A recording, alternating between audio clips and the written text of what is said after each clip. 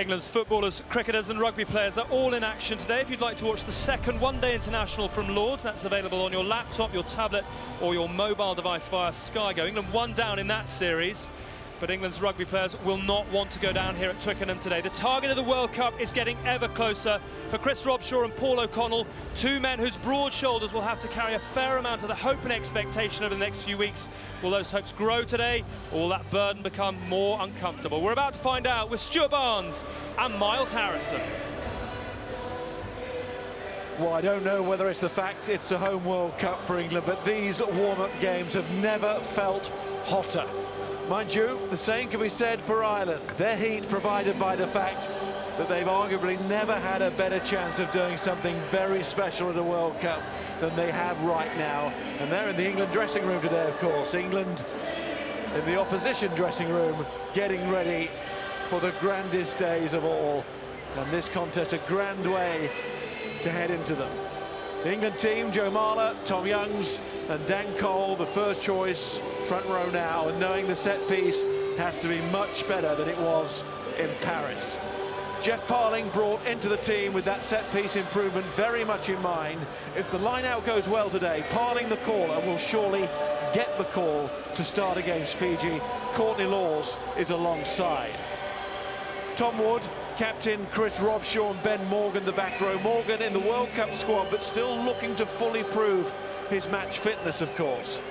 Ben Youngs and George Ford are the halfbacks, and Brad Barrett and Jonathan Joseph together at last at centre. Just 14 minutes of international rugby as a pairing to date. And Johnny May, Anthony Watson, Mike Brown, the back three, looking to show the cutting edge so evident against France here 3 weeks ago. Ireland, like England, facing a second consecutive defeat. Like England, looking pretty fully loaded. Jack McGrath, Rory Best and Mike Ross, the front row. And two men who you don't really want to come up against when your line-out has not been functioning. Devin Toner and the captain, the immense Paul O'Connell. Sean O'Brien is back in the back row to assist Peter O'Mahony and Jamie Heaslip. The breakdown always vital. And again, what a test for England post their troubles in this department in Paris. Conor Murray and Johnny Sexton, the clear half-back number ones. And the centre pairing of choice these days are back together again as well, Robbie Henshaw and Jared Payne. The Irish back three, well, that's Dave Carney, Tommy Bowes, Simon Zebo is fullback, to see how he covers for the normal first choice Rob Carney in that position. Well, victory is probably less imperative for Ireland than it is for England today. They have 5 weeks until their D-Day with France. England 3 weeks until Wales. England need the win, Ireland the right performance. Ireland, the Six Nations champions, ahead of England in the world rankings. Is this the year when at last they produce a World Cup campaign to go down in history for all the right reasons? There's undoubtedly a sense of expectation surrounding Paul O'Connell's team, and he for one will be determined that this is not his last appearance at Twickenham in an Ireland jersey. But if Ireland are going to add extra elements to the efficiency that took them to last season's Six Nations title, the unexposed talent of Robbie Henshaw is likely to be at the heart of any expansion.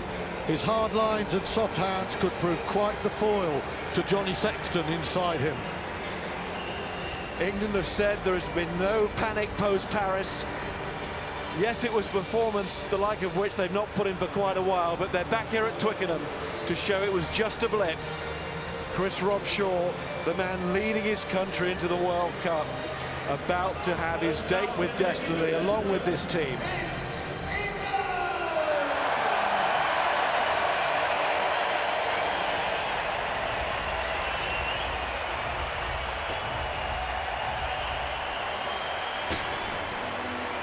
Well, from playing for a squad place a few weeks ago, Jeff Parling suddenly finds himself propelled back into the limelight. If he wins line out, calls well and helps his long-time teammate Tom Youngs, he will establish himself as a major contender to break the Courtney Lawes, Joe Launchbury partnership that Stuart Lancaster has so long favoured. Ireland won the Six Nations meeting in Dublin. A win today, of course, is not essential, but certainly it would be a terrific boost for either side. going into the World Cup, especially as there is a clear, not remotely far-fetched scenario where these two could meet here in the semi-final. But here are the anthems, and the Irish anthem to be sung by Roisin Ailing, the daughter of the assistant groundsman here, Ian.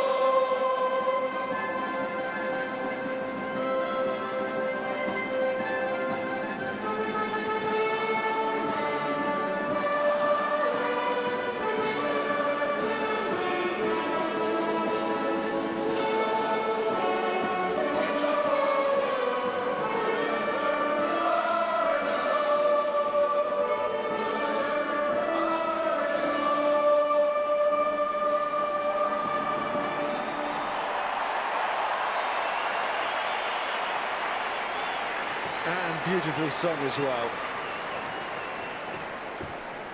Now, if you have a bag on your seat, raise it now as we remain standing for the national anthem, led by Laura Wright.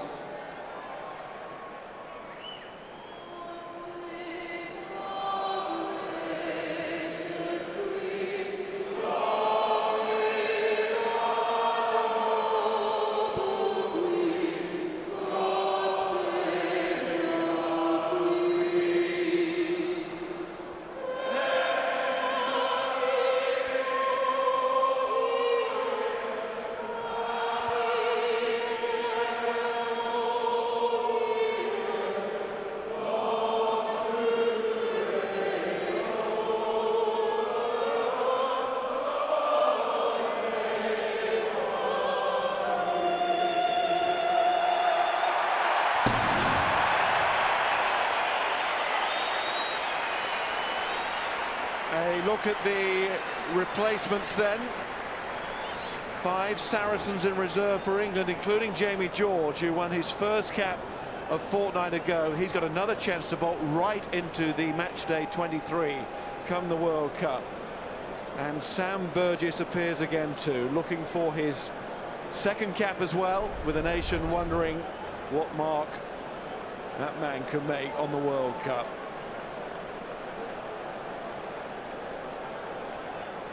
Nigel Owens, one of those talked about as a possible World Cup final referee. Should it all work out for him over the next few weeks. So he's very much in the spotlight too today. Sean Veltzman is the television match official. Running the line, Roman Pratt and Leighton Hodges. They will all be at the World Cup. And barring injury, so will all of these players. As the attention of the rugby world, of the sporting world, turns on these men now.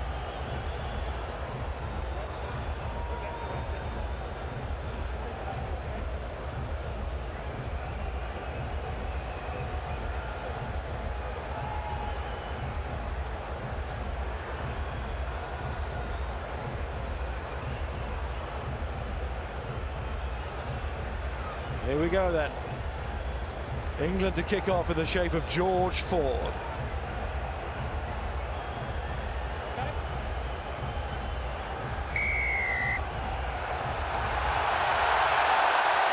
Down the middle as well. Early test for Zebo. 15 on his back today.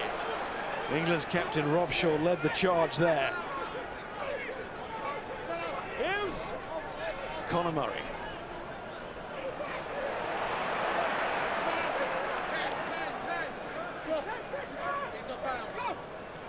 Back to Zebo from Murray. Awesome. Well, that's why Simon Zebo won the battle to get one of those places in a competitive area in Ireland, the back three, wing or full back. He's a talented footballer. First, he takes a decent kick-off from Ford, then you see that left foot. It's got a really good foot. Options today for Ireland. Sexton off the right foot, Zebo off the left, really useful. Now looking at the set piece so far, Ireland have gone very well. England today have to sort it out. There's no option there. Wasn't the cleanest take, but it is still England ball. That's why Jeff Parling has been brought in. He will be the caller of the lineouts. Former Leicester man, of course, worked many times with Tom Youngs. Here's Matt Brown, takes on Tommy Bowe. Johnny May's there as well, Jonathan Joseph. George Ford finds Parling now in the loose. Ben Youngs. Joseph again, floats that out wide to Johnny May. Crunch comes the tackle from Zebo. Courtney Lawes rolled it out of the tackle well there. Then Rob Shaw is caught by Rory Best. Ben Youngs again finds George Ford. Just pulls it back a little bit. Jonathan Joseph. Plenty of tempo about this start from England. It was a good kick-off and chase. And they'll want to lead with something now. Having made an early mark here. Tom Youngs from his brother Ben. Anthony Watson stepping. Caught France out down in that corner 3 weeks ago. Tom Youngs once more. Burrows almost below the tacklers. There's Ford and Barrett back in England colours for the first time since the autumn of last year. Carry from Lawes. Ireland having to work really hard in defence here. Tom Ward has a go. Release. A lot more direct carrying today, Miles, than in Paris. Ben Youngs wide again. Johnny May there again. Oh, coming through the tackles, Johnny May. We talk about his pace, but there we saw his power. It was a fantastic start from England. They played some wonderful rugby there. The forwards committing men. Decoys all over the place.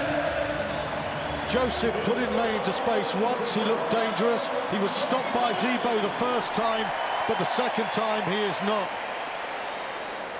Go all the way back to Parling just about winning the line out. Then it gets serious. Forwards carrying straight. Decoys, not for the first time. A missed pass to May.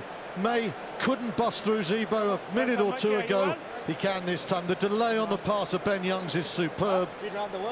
Right hand, very strong there. Zebo will be disappointed with the tackle. May is delirious with that finish there. Absolutely superb. It was Tommy Bowe who was flattened, then Zebo came in and could do nothing about it. Well, we've seen the pace of Johnny May making and scoring tries. There we saw the power.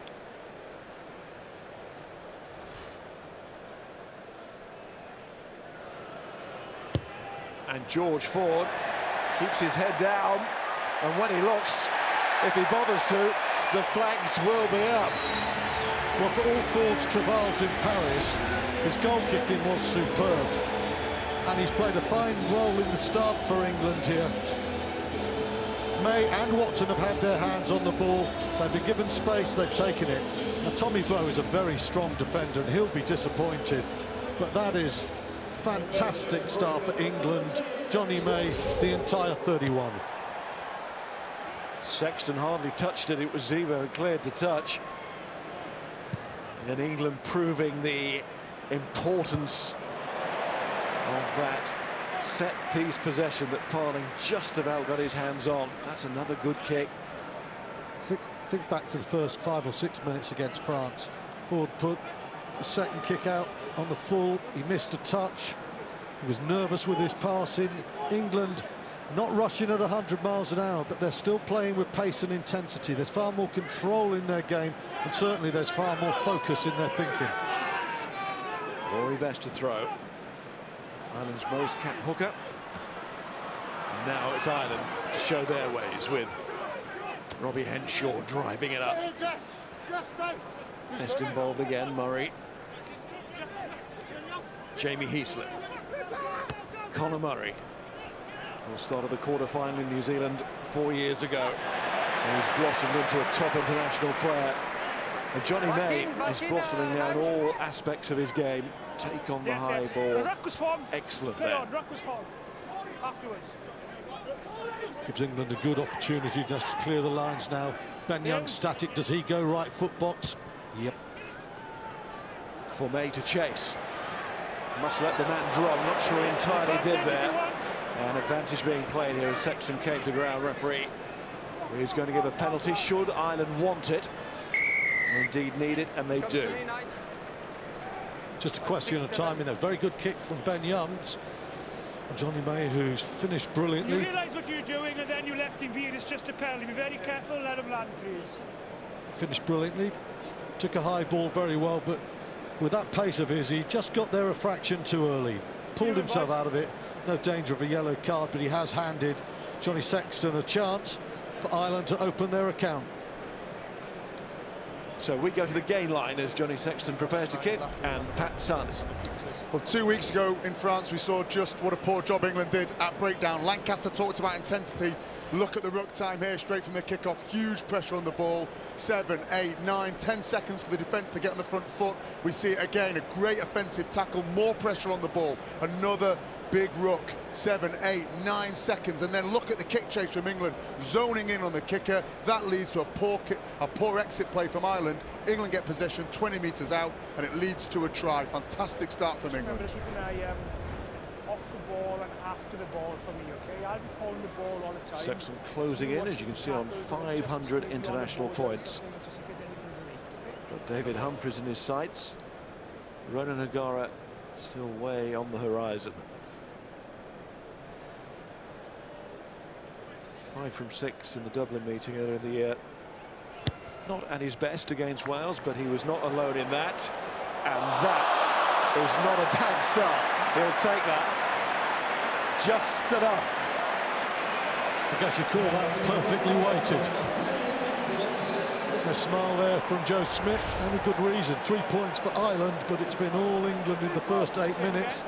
Sexton, he tormented England in Dublin, and that little bounce tortured them quite insane way. But a very good kick from Ford. Game down the middle. Then Rob Shaw trying to get there, and the referee calls that one a fair contest. Unlike May's indiscretion, which led to the 3 points to put Ireland on the board. Sean O'Brien.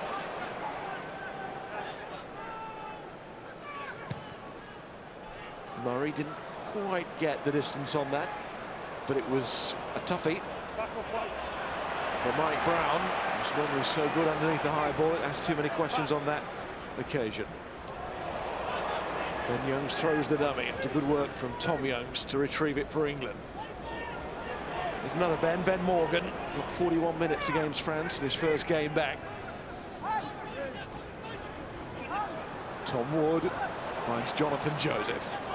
That sidestep it has served England so well in 2015. Johnny May goes chasing once more. Back goes Tommy Bowe, bruised mentally more than anything after that missed tackle which led to the try. And then the hurried kick away by Zebo again. I'll tell you who's playing really well for England in the first 10 minutes of this game. Ben Youngs, a lovely floated pass for the try. His box kicking's good. He's threatening with his little dummy. And that's a super little dribbler there from Ben Youngs, just giving England territory. He and Ford at their best take them to a new place as a half-back partnership. They were brilliant against France in the Six Nations. They were very poor last week. England look a different team when Youngs is fizzing and when Ford is just putting England in the places they need to be. It's a good start from England's half-backs. There's the England management team. I told their night the same thing. On a box kick from the base of the ruck, yeah, make sure your chasers are behind when they kick to get it very close. Roman Poit needs a little bit of treatment here. Well, we've been worried about players going down on the verge of the World Cup. We don't want referees going down. Roman Poit, is he down to do England versus Australia? I think he is, isn't he? Here's the try. Lovely little decoy from Mike Brown. No decoy with the power of the right forearm there of Johnny May.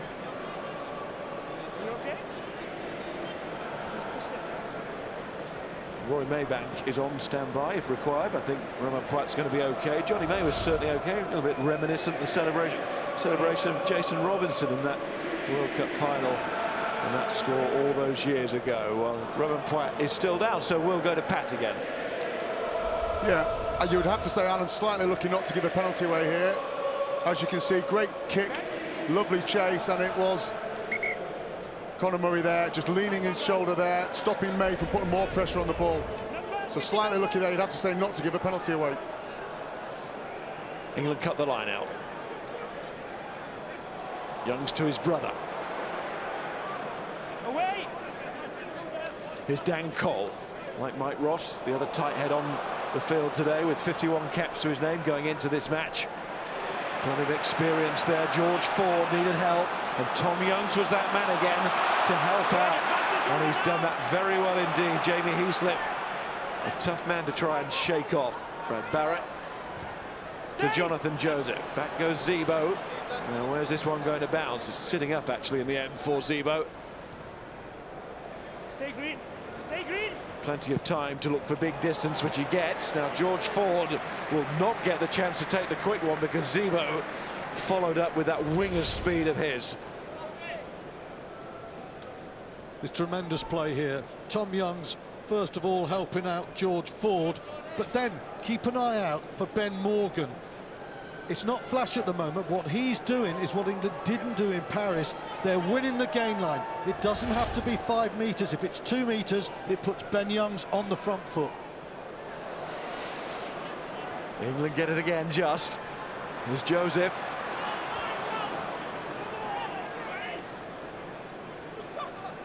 The stats will say they're winning the line-outs. They are a little bit wobbly. Stay.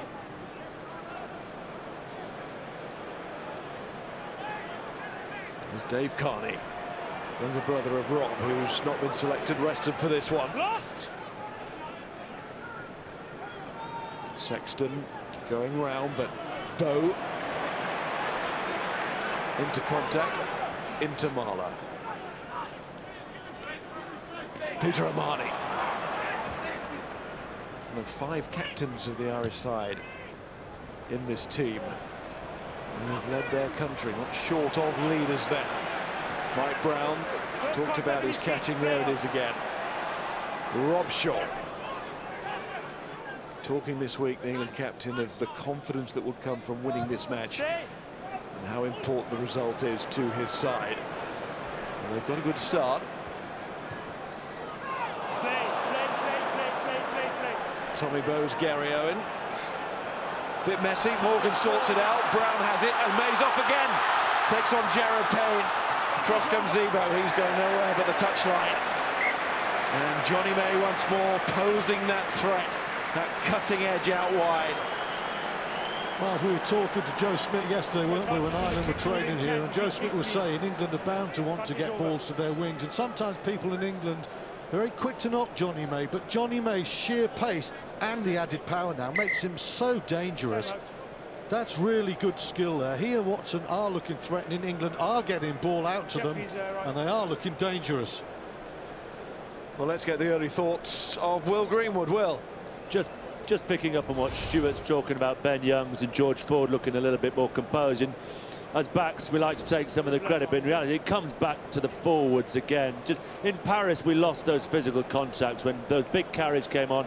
The French rocked us, which meant Youngs and Ford were at best flat, but more often than not on the back foot. Today, they're winning the contacts when they're carrying, which means we're getting around the corner better. The ball's a bit more comfortable. Ben Youngs is in that armchair, and from that, we get the game that we'd like to see at Twickenham. Yeah, it goes back, doesn't it, to the odd metre that England are making all the time.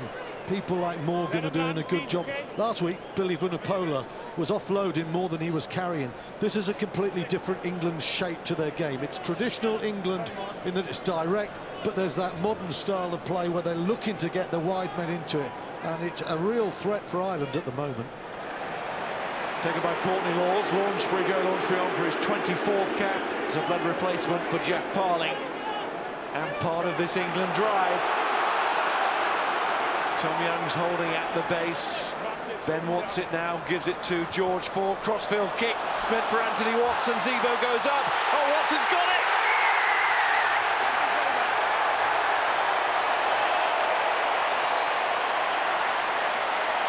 Paris was the worst England had played for a long, long time. It had to be better today, and it already is. Well, Stuart Lancaster told George Ford he's under pressure. Owen Farrell is looking to zero on that number 10 shirt. What a response from the Bath fly half. Hurried in everything he did for 40 minutes last week. Measured, precise, perfect there. And Anthony Watson, his timing is superb. The West Country 1-2 there. Wonderful weight from Ford. Watson commits himself. Zebo, who is good in the air, is just undone by the perfection of the kick and the timing of Anthony Watson's charge. Well, Watson's finish is in that corner against France. All about his feet, his superb speed and shimmy. That, in its own way, every bit as brilliant. What a finish. Think about Joe Smith yesterday talking about how impressed he was with the England wings. He must be feeling like a bit of a Cassandra at the moment, because it's all coming true against his team. When England are getting chance, they're taking them. When they play Wales, Australia, they get chances, they have to take them. So far, so good from an English perspective.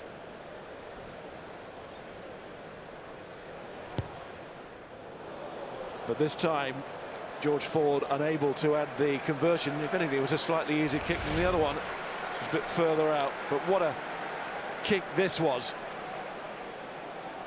And what a take there from Watson. Good chase, makes a great kick.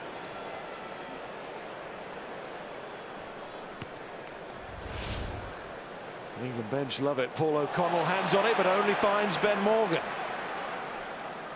Absolutely all England in this first quarter of an hour or so. Stay, stay, stay!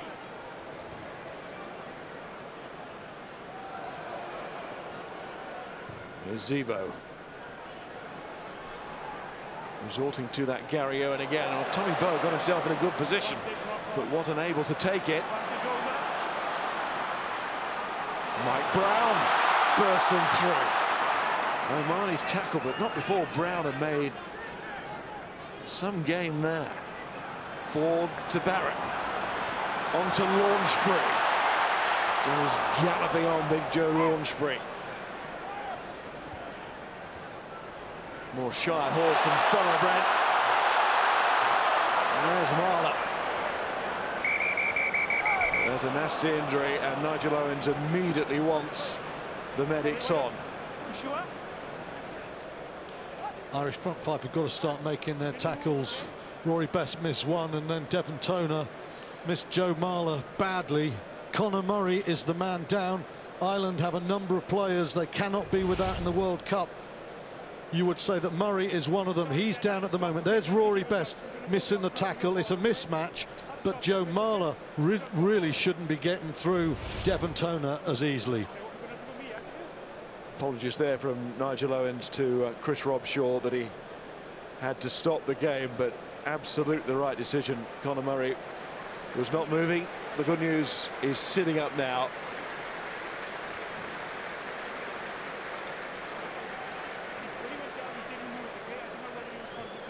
Well, we've heard from Will. Let's hear now from Johnny. Yeah, just wanted to go back to that last try, really, the England option off the line-out. The line-out drive came to a stop. What it looks like here is he's just going for a sort of hit-and-hope one-on-one, but it's not. You've got one guy coming from the outside at speed, getting height and approaching the ball. You've got one guy backing off in defence with no jumping ability because of how he is and with no sight of the opposition. Therefore, it's not a one-on-one. Massively organised play, which is a huge advantage to England and a great way to show an offensive kicking weapon. Look at the difference in the game now from one kick and one score. And look at England's alignment again. They've gone Ford, Brown and Watson behind. Watson picks brilliant lines in his earlier days as a fullback. He is in the threatening running position there. Owen Redden is on for Conor Murray, who fair sprinted on the field, so that was even more encouraging. exit was as good as it gets, so hopefully it's not too bad. And hopefully, Miles, we're going to get a scrum that stays up here. I have seen so many of these lines when you get three backs standing right behind each other. It's something Brian Ashton worked with us at Bath 1,000 years ago, and I don't think we ever achieved anything, and I haven't seen anyone else yet. So let's see what England can do now. They've certainly got some threats. It's much better from England than it was in Paris. Morgan, two Youngs. Now here come those backs. Trying to get onto it quickly. Young's got a little bit away from them. That little nibble on the floor, knock on from Tom Wood. Referee was well placed. He was right on that. Here's Courtney Laws. Youngs again to Ford. May staying wide. Barrett is on the crash ball. Cutting against the grain. Youngs again to Brown. He's showing his strength once more. There might be a little bit of space here for Joseph. And he's deadly when there's a little bit of space. Doesn't need much. Ford to Rob Shaw. England was all the momentum in this match.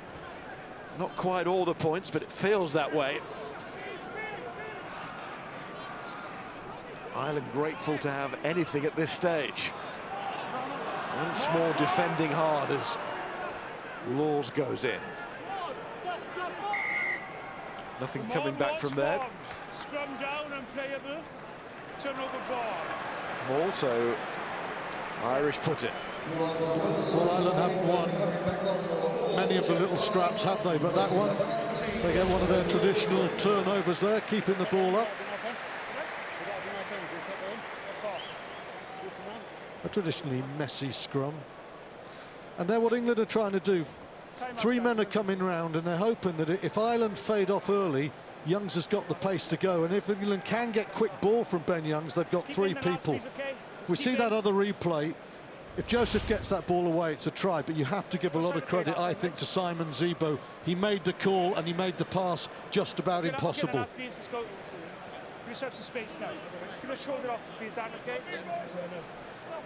But England that close again, and Zebo more than most knows it. Time on.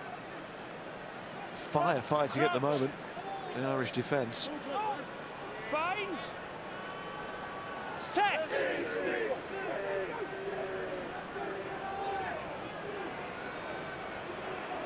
That's perfectly steady for Redden. And then Henshaw finds Sexton, finds Zebo. Tackled by Joseph. Rolls reverse that time. Sean O'Brien. Redden to Sexton to Zebo. And goes Carney. Got the whole of the Irish back three bunched into a 5-metre square on that far side of the field. So not too much width will be offered this way. Tom Young's got in there and he slowed it down really well. Jack McGrath. Good carry from him. A good assist from Jarrod Payne. England on the floor might just turn that over, but illegally. Lost the first time, hands in the second time, and then off your feet. Hands in the ruck, the call.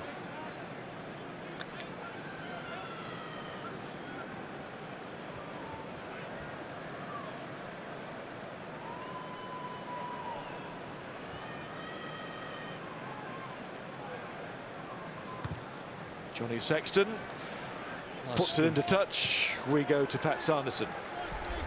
Well, perhaps the most disappointing aspect 2 weeks ago in France was the line out. Three things to get right: get it in straight, get your lifters at full extension, and hit the jumper at the top of the jump. And you can see here, Laws nowhere near full extension.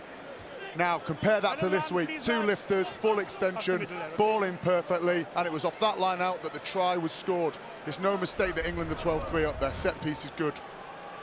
There's a chance for Ireland to come back. Rory Best. And a good line out from Ireland. Heaslip won it. O'Brien. Redden. Paul O'Connell. 104th cap today. Redden just playing it short with the forwards here. Best was taken man and ball, but somehow they managed to transfer that backwards and done really well. Redden just checks what Sexton wants to do here. Now Ireland must use it. Payne seemed to be offside there in front of Reddin. Sure whether the touch judge picked that up, but it didn't really matter in the end as Mike Brown calls for the mark. Aussie rule stuff there, ball over the head, fantastic from Mike Brown. He took an absolutely amazing catch under pressure against France in the first warm-up game, about 5 metres backwards from where he took that one, but that's another beauty there from Brown. He does lend solidity to England under a high ball. He's got a hefty boot as well, and we saw it there. Well, it's an amazing kick from the middle of the pitch. Fantastic kick. It's a smart play from Redden, but watch Brown. Watch him now. He can't allow that one to come into the breadbasket. He's under pressure. He reaches high. He jumps high. Tremendous technique and a fine clearance.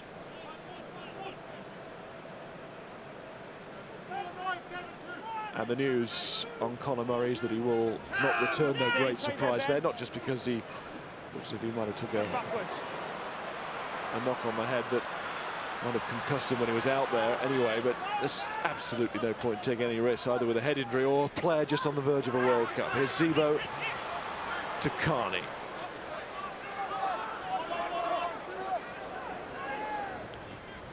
Go through all the relevant protocols before he's allowed to play again.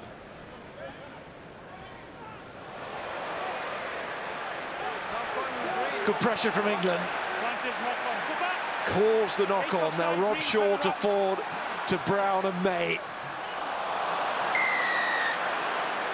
Jamie, after the knock on, offside the side of the ruck. So advantage over after the knock on, but not the penalty offence, the offside. And there is Conor Murray. Good to see him sitting up. Advantage for knock on, number 8. Key man for Ireland. He was never going to be risked. There are bigger days ahead for Murray and for Ireland. 5 weeks today they play France, and with Canada, Romania and Italy in their build-up, whatever happens today, Ireland will be confident. We'll carry on. Carry on. They'll be confident that they'll be in right shape that when they play France, and that is their big day.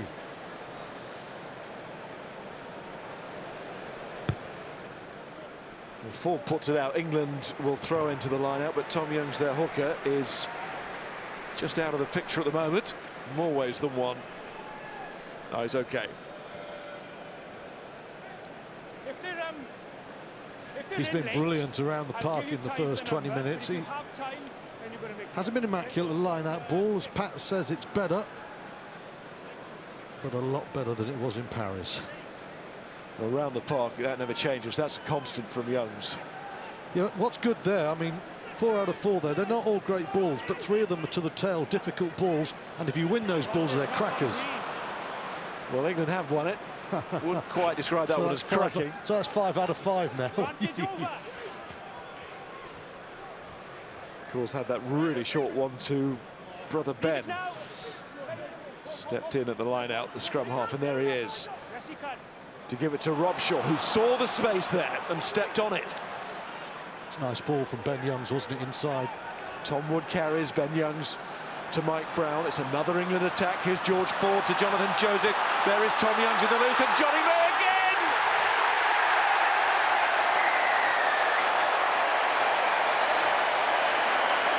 May's on fire. England are on fire.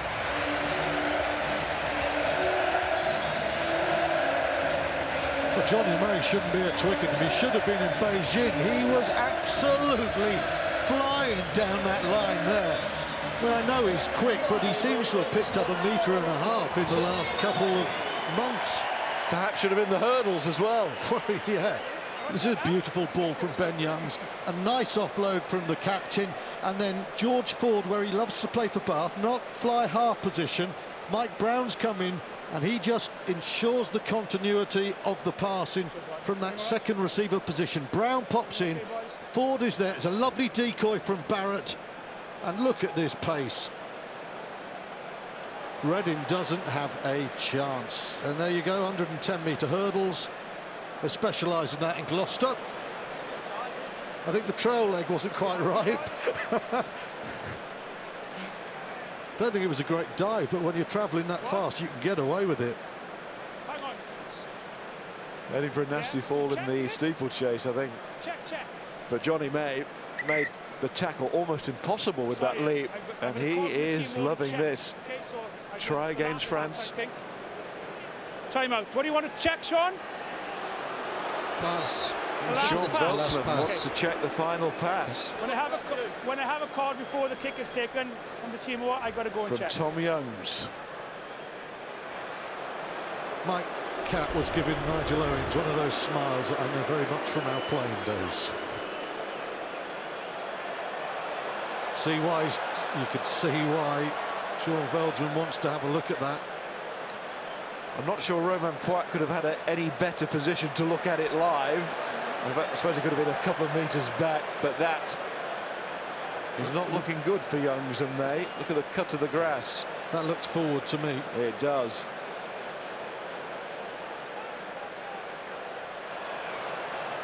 What are you thinking, Sean? It is forward. That is forward.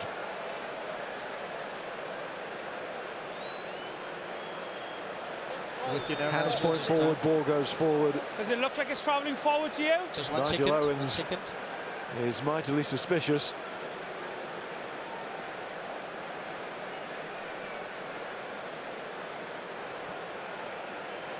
If you just look at the right hand, that ball is propelled forwards. What's the right hand now? That can't be anything but forwards. It looks to me like... Just be patient, Nigel. Huh? Just be patient. Say again? Just be patient. We're just looking for another one.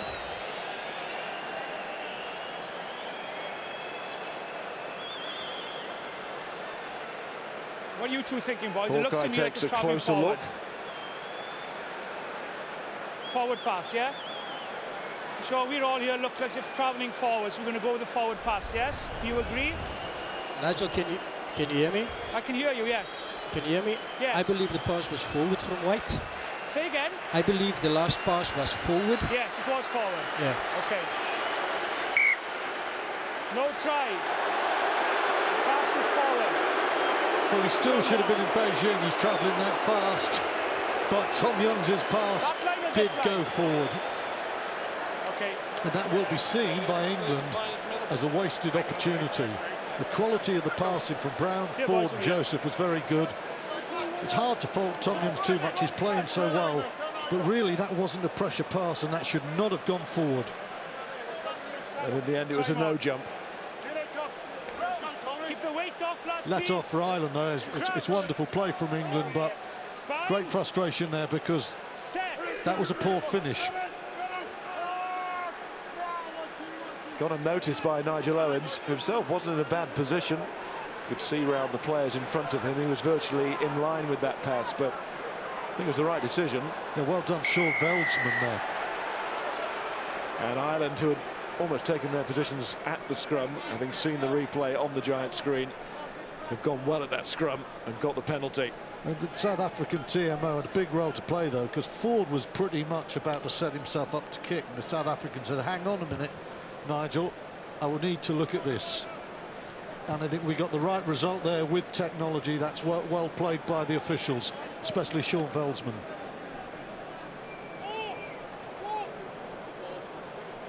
Not quite sure what Romain Poit was looking at.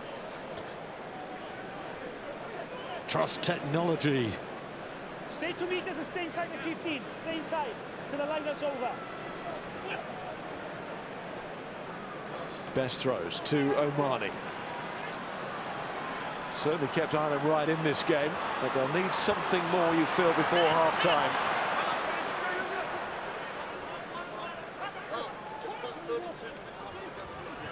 Officials have denied England from getting that next score, which could prove to be a pretty crucial one.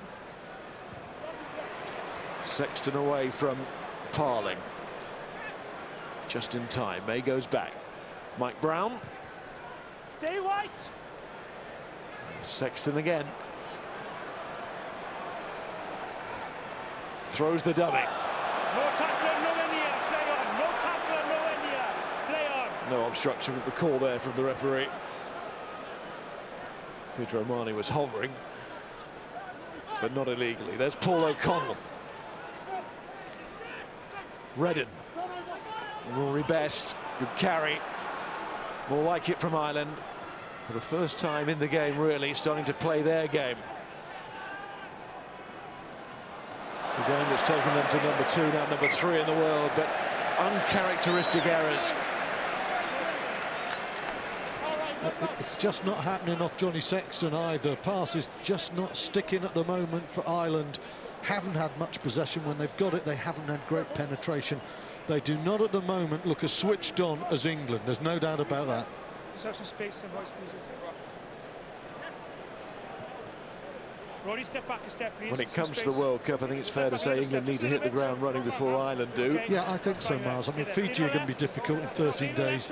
And then if they get over that, you know, they've got Wales coming up, and that's going to be massive. So, you know, you can see some impressive statistics there from England. In a way, England's big first game comes 2 weeks before Ireland's, and I think that is significant. And I think at the moment that is being reflected in the quality of these contrasting performances. Oh, that's Ireland driving England off the ball. That's a feather in Jamie Heaslip and his packed cap. And that is Tommy Bowe, and that's much more inviting. Again, it catches a foot, which nearly causes an error, but Ireland still have it now inside the England 22. All on the base of that scrum. They delivered for Paul O'Connell, but they've not delivered possession from the ruck, and Mike Brown is able to clear again. Pat, gain line. Well, as much said about Barrett's defence, on this particular opportunity, it's his selfless running line that really fixes that drift defence from Ireland. You can see Barrett taking that out to in line, Joseph coming round the back, that turns the winger in, simple 3-on-2, and very nearly an England try. But great work off the ball from Barrett on that occasion. Great work from England as well. I think it's their first breakdown turnover in 3 games there. Ben Morgan involved, and that was key. Sean O'Brien passes to England's Dan Cole. Ben Youngs knew there might be a little bit of space in there. Johnny May all over Owen Reddin. Tom Wood flying in as well.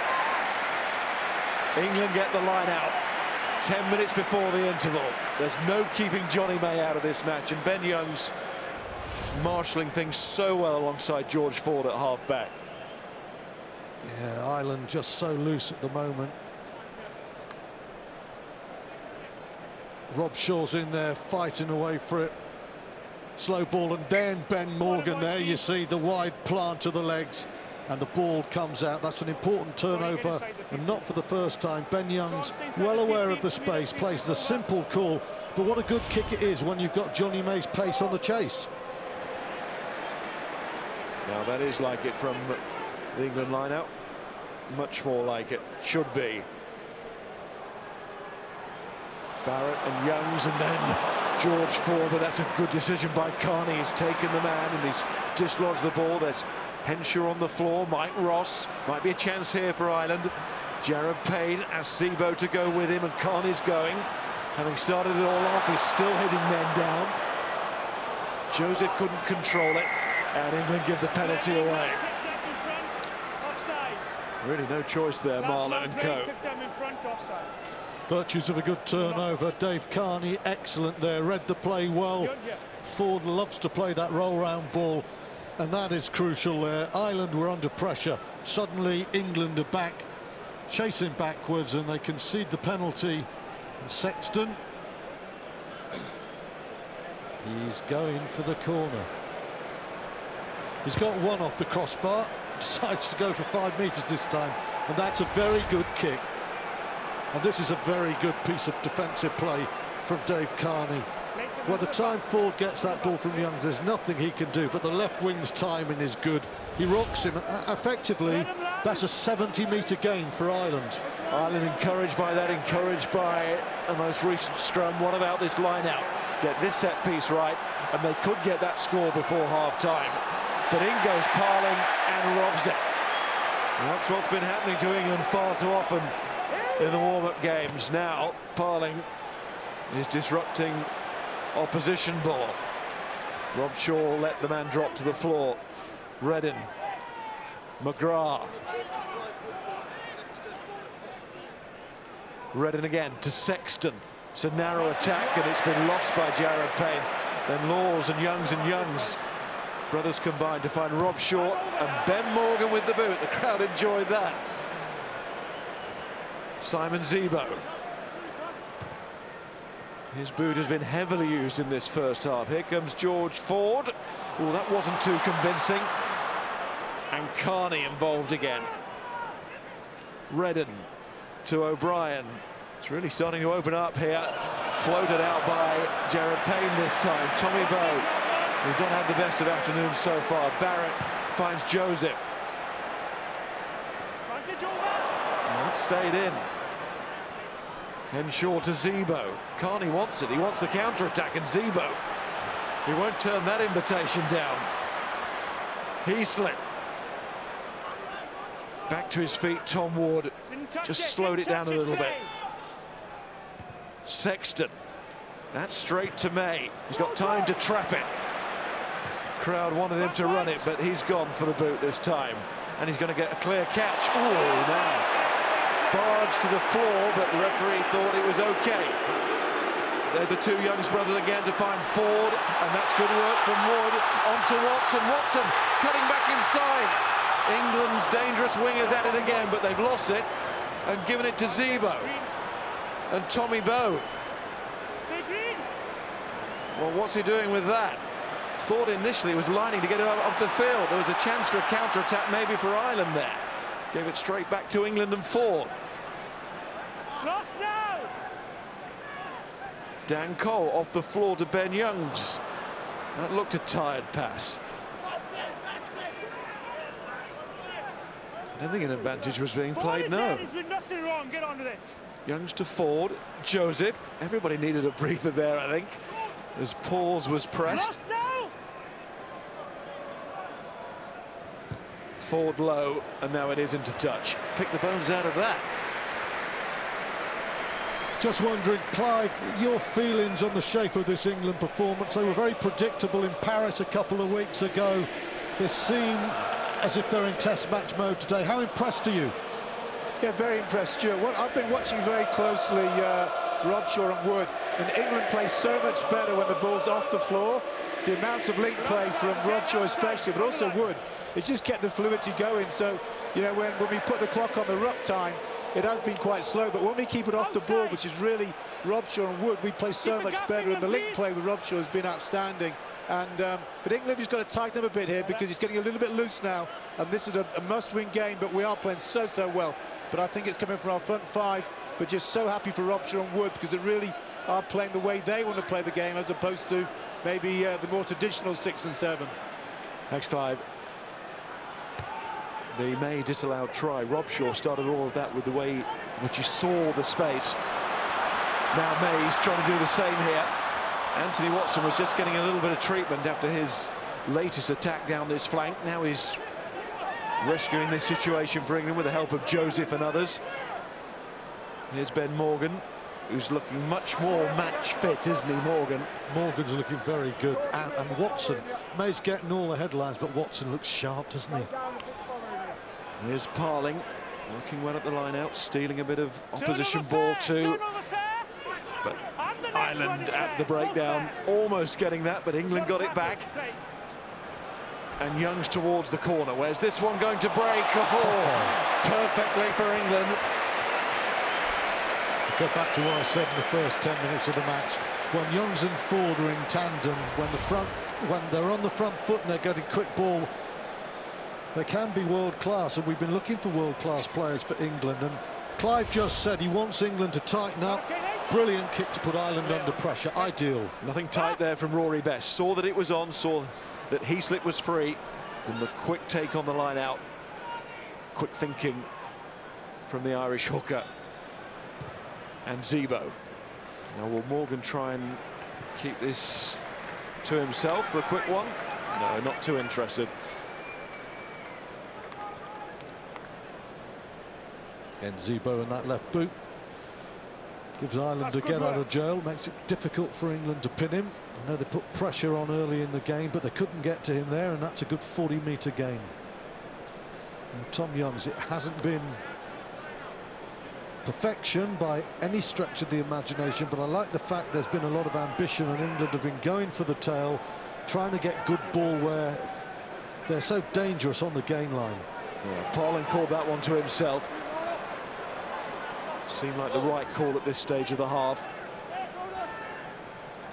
Marler, Ford, Barrett gives it to Brown again, who once more challenges down that channel. And the supporter May. It is an area that England really trying to exploit out wide today. Watson too, as you say, Stuart. A terrific first half. That's not so good though by Cole. Hands away, White, lost. Redden came on for the injured Conor Murray, but he's okay sitting up. So no major injuries in this first half, which will be a relief to both sets of coaches. That's their top priority today, even in front of result. Has to be this close to the big one. That's well worked by Henshaw. Showed his strength there, the man who scored in March. Turned out to be a match-winning try. To date, his only test try for the 22-year-old. Here's Rory Best, Sean O'Brien. So a little bit cagey around halfway from both sides here. Maybe one eye on the clock. Ireland are very scrappy on the little offloads, aren't they, in this first half? England much sharper, and they definitely deserve at least that 12-3 lead. Back, lads, step. Hughes. Okay, thank you.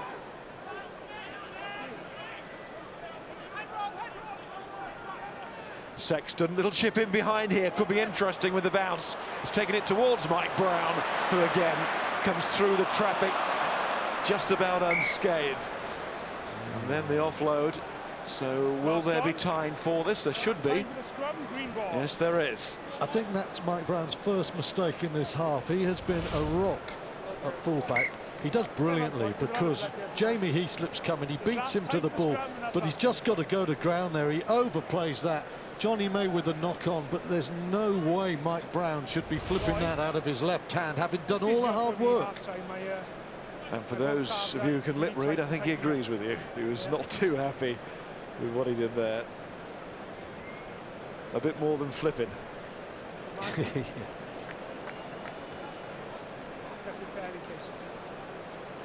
I don't think Mike Brown has your vocabulary, Harrison. I think flipping is just about the level. But a serious point now, England are 12-3 up. They played nearly all the rugby in this half. And, you know, it's one silly little error there from Mike Brown, and you can see that's not the happiest management, and it gives Ireland a chance to come away with something, and they're banging this game when they haven't been in any aspect at all. They get a score here, even a penalty or a drop goal, 6 points down, they've been outplayed. Joe Schmidt says, hey, we're in this game.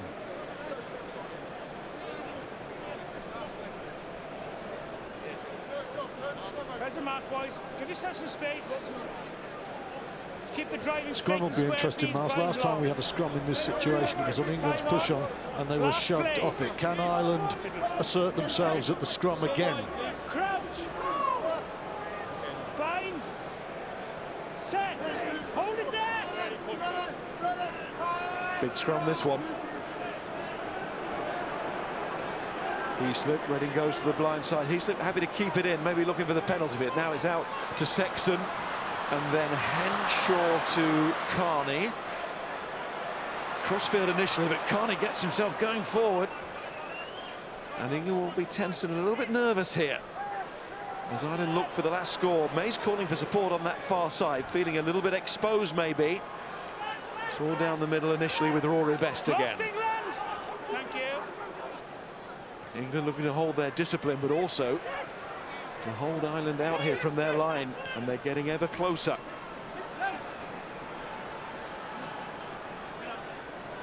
Redden to Mike Ross. Redden again, Sexton. Toner, that's a nice pull back to Payne. There's a chance here for Carney, put his head down. But England covered the space well. Joseph was across, so too Watson. Hughes. To Romani. Lost now, release. What a very different scoreboard, very different feel to the match it will be if Ireland get a score here, but Sean O'Brien has lost it. And England hold out. First time in the half they've had any long period of defensive work.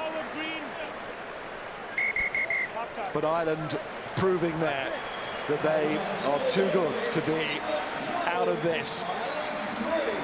England's half, no doubt about that. Could have been better. That disallowed try, the forward pass from Tom Youngs to Johnny May. But England leading by 12 points to 3 at half-time with 2 tries scored. Anthony Watson and Johnny May did get 1 each in this first half, and England were set on their way by Johnny May. This is the one that did count. And at half-time, you'll be able to hear the views of Johnny Wilkinson, Clive Woodward, Will Greenwood and Shane Horgan as England lead.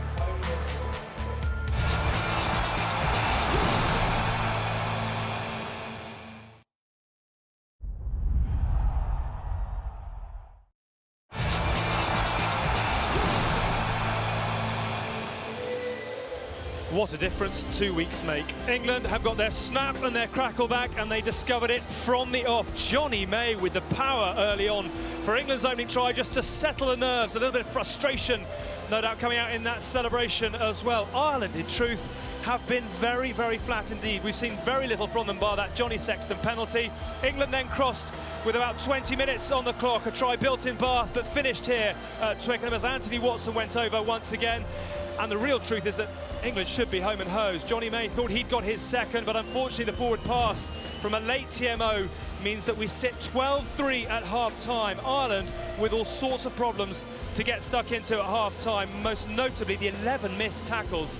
Their defence has been very, very passive indeed. England's carrying game has got going, and the breakdown as well, beginning to go England's way. It was one of the big talking points off the back of those 2 games against Paris. We've got Sir Clive and Shane alongside here.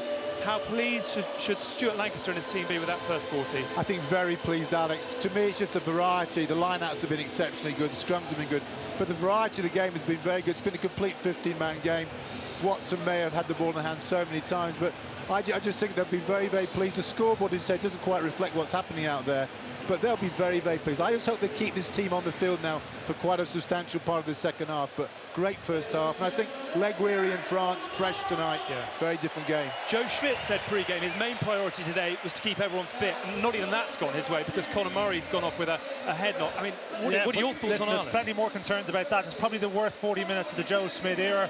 Extremely passive in the line speed. It's allowing mismatches for the England backs against Ireland forwards who are reaching with their arms. No aggression at the tackle, no desperation in the tackle.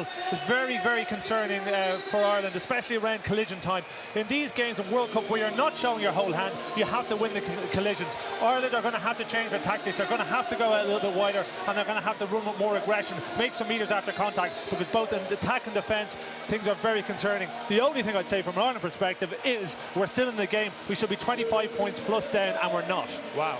All the intensity with England, and you're going to have a look at that. Well, 2 weeks ago, England in Paris were really poor with the lack of intensity. Just picking up what Shane's talking about. Today, it's Ireland's lack of intensity, which is allowing England to really dominate the physicality, win those short yards in and around the ruck, and give Ben Youngs a wonderful platform to play off.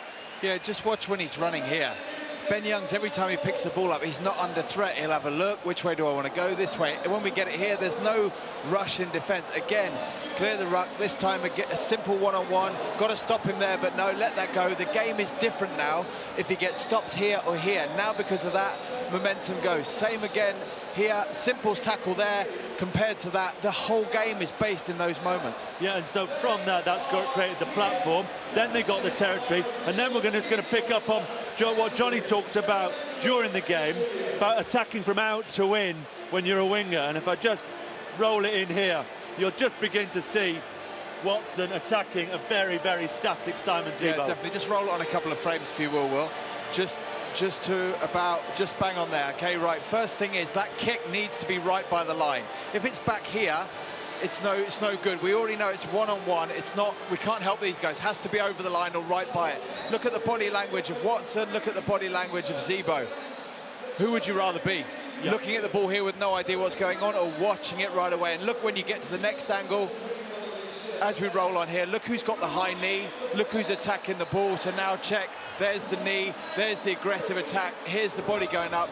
There's only one winner there. When he catches it, he's right by the line, dotted over, end of score. No chance of anyone coming back to recover. So we saw two really clinical tries taken very early on. Missed a couple of opportunities. As Shane talks about, Ireland is still in this, but England's performance has been pretty strong.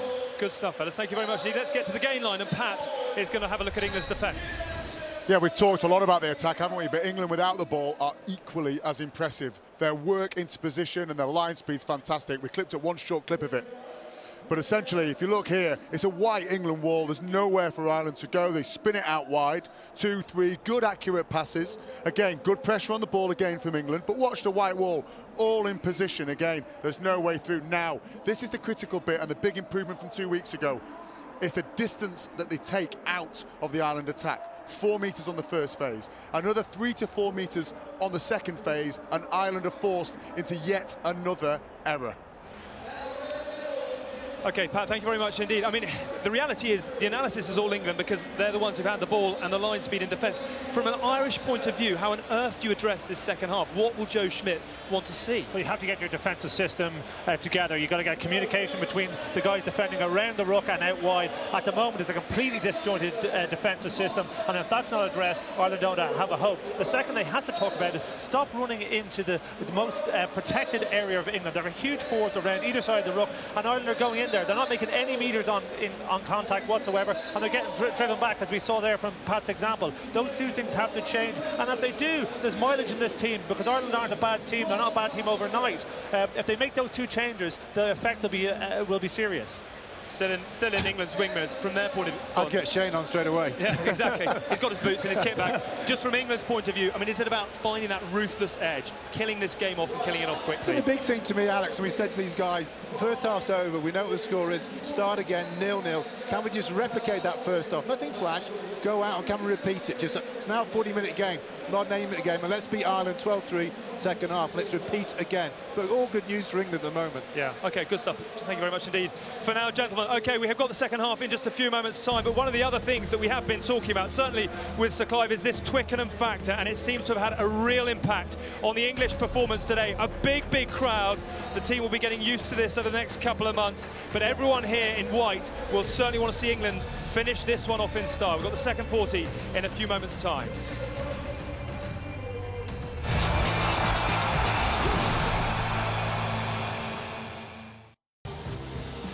Half-time, England are 12-3 up. They desperately want to finish this one off to give themselves a result to galvanise their efforts and that of all the supporters around the country as well. But Ireland are not Six Nations champions over the last 2 seasons for nothing. They have been fairly average at times in that first 40 minutes, but can they find something to hang their hat on as they head towards the World Cup as well? 9 the difference, and we'll hand you back to Stuart and Miles for the second half.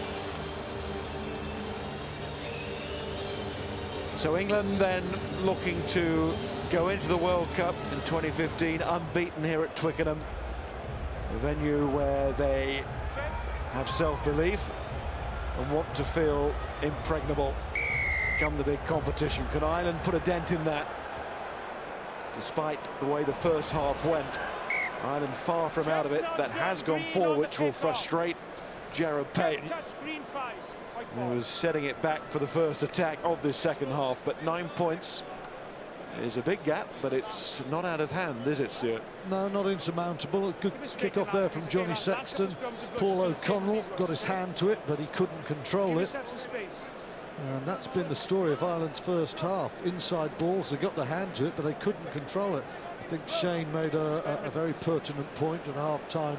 Ireland have got to find a little bit more width at some stage. England have got those condensed areas really handled well.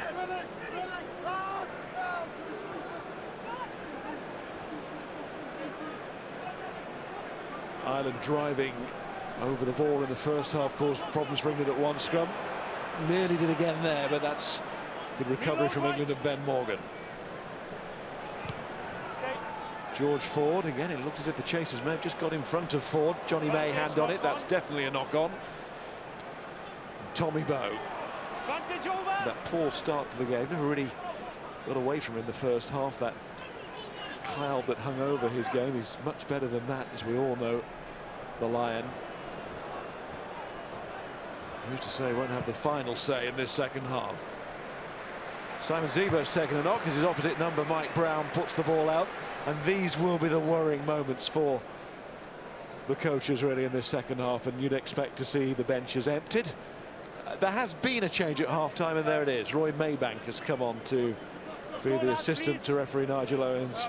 That injury to Roman Platt, he's taking no chances on the eve of the World Cup.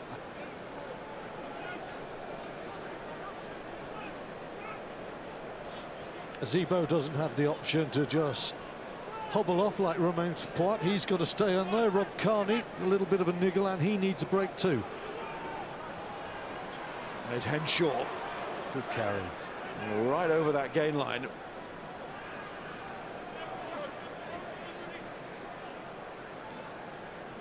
Testing England's defensive line speed there, Henshaw. That'll be flat pass from Redden. There's O'Brien. This is what Ireland will want at the start of this second half, a settling period with plenty of possession and a chance to build themselves into this match. It's just starting before half-time. They had that extended attack which led to nothing, but it was much better than what had gone before. Redden has caught, but he's got the ball back to Omani. O'Brien, Toner, he slip.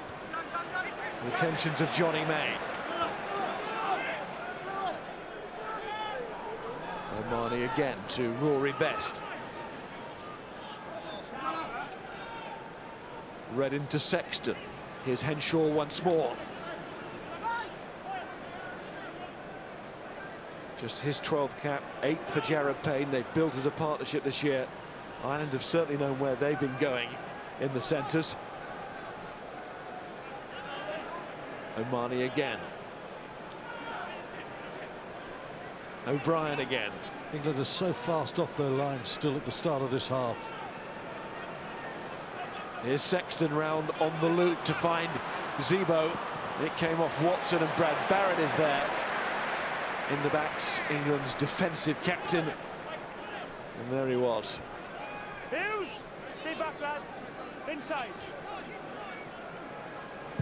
Ben Youngs. Cracking first half, Ben Youngs, and that's a very good kick at the start of the second half. Early pressure from Ireland. Devon Toner involved in it. He plays the role of Brodie Retallick, loves to pull that pass back, and from that's when Sexton loves playing his little loops, and here he showed he's got sweet hands as well. Toner, of course, has the looming shadow of Ian Henderson pressing for a place, as maybe so does Peter Omani. There's Henderson, a man who's gone well in the warm-ups, and as you say, putting pressure on lock and back row because of his versatility. There's a man who's played quite often in the back row, but mainly a lock. And Jeff Parling, he was taken off in the first half for a blood injury. This time he is replaced by Joe Launchbury. Jeff Parling will be very pleased with his work there. His 1-2 line-outs, the line-out was improved, but he was also pretty physical in his game. England, stay on the line, stay on the line. Launchbury, not quite the line-out ace that Parling is, but very good around the loose. Dropped by Owen Redden. Although Ireland have started the half in a more encouraging fashion, they cannot eliminate these errors. That must be a concern to them and also to Shane Horgan. Shane. Yeah, kicking game has been such a big part of Ireland's performances over the last couple of years under Joe Smith. Hasn't worked out for them. They haven't used the kicking game in a big way, and when they have, it hasn't been very effective.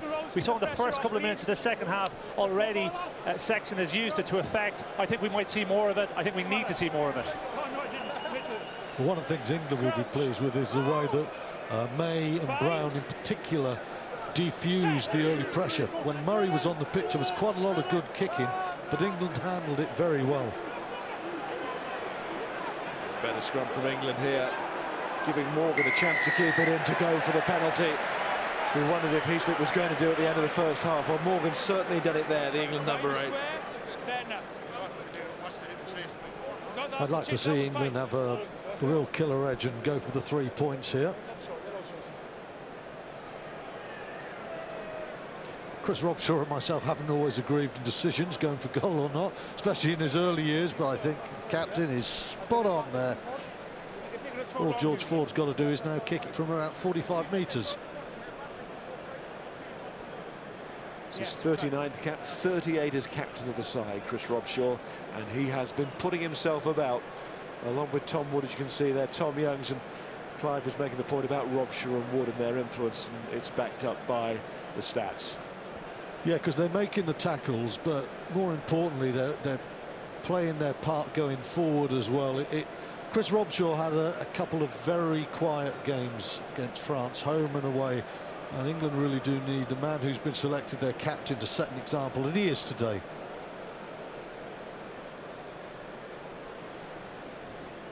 A moment come the crunch games in the World Cup that Ford will need to make the most of. Kicks like these, it's going to be tight. Oh, it is very tight. Well, Ireland and Sexton got one in the first half off the bar, and Ford and England have got one in the second half. You knew that from the moment it left the kicking team, it was going to be right on the edge. To be honest, watching that kick, I actually think it hit the backside of the crossbar. It was almost over when it hit it. Plenty to spare there, George Ford will tell you. Good kick. Makes Chris Robshaw's decision to go for the 3 points an excellent one. Sexton restarts. England's position not great there, and that was well claimed by Ireland. And Sexton leaving out Toner that time. He slipped. Just starting to show signs of getting across the gain line here, Ireland.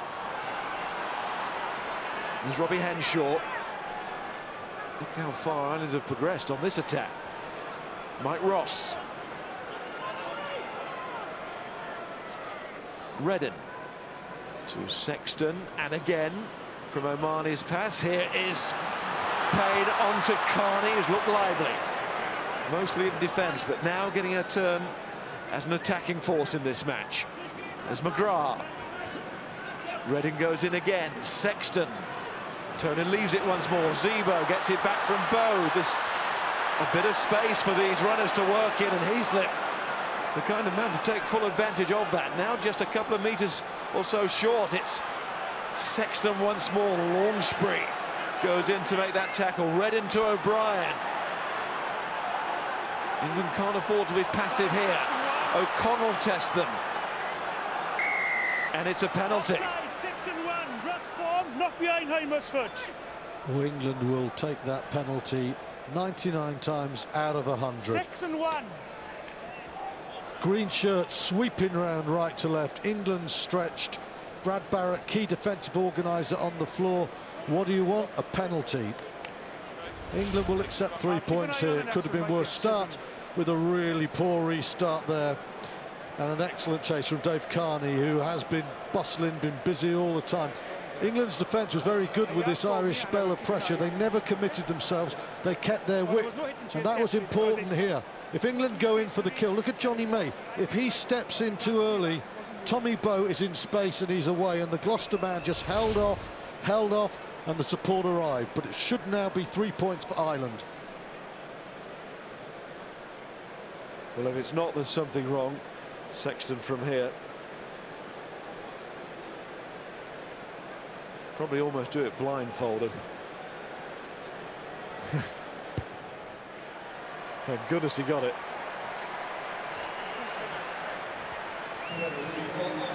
15-6. Well, the balance of this second half, Ireland are very good value to be 3-3, aren't they? They've had most of the possession. They've been dangerous. That was Johnny May. Six Nations criticised for his headless defence there.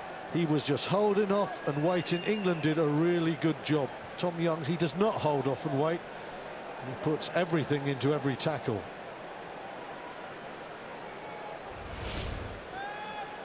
Launchbury getting involved there. Strangely anonymous in Paris. Again, he wasn't alone in that. Laws alongside. Oh, they got a mention, really. Much more coming from the England second rows, including Parling, who's left the field now. Reddin's box kick. Mike Brown, supported by May. There's George Ford. Ben Morgan is going on one of his rampaging runs, finds Brad Barrett. Been turned over.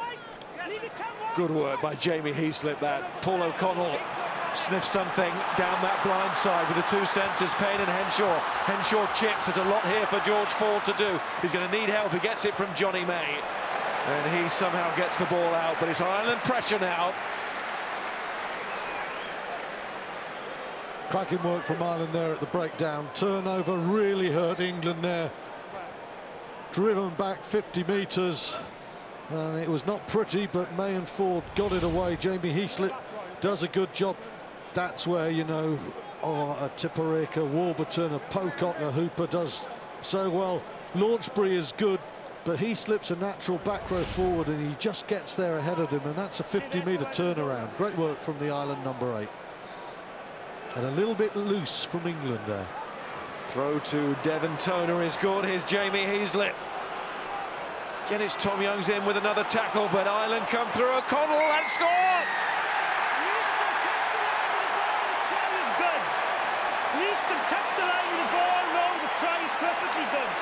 And Ireland know that to win in the host backyard will be a wonderful way to go into the competition.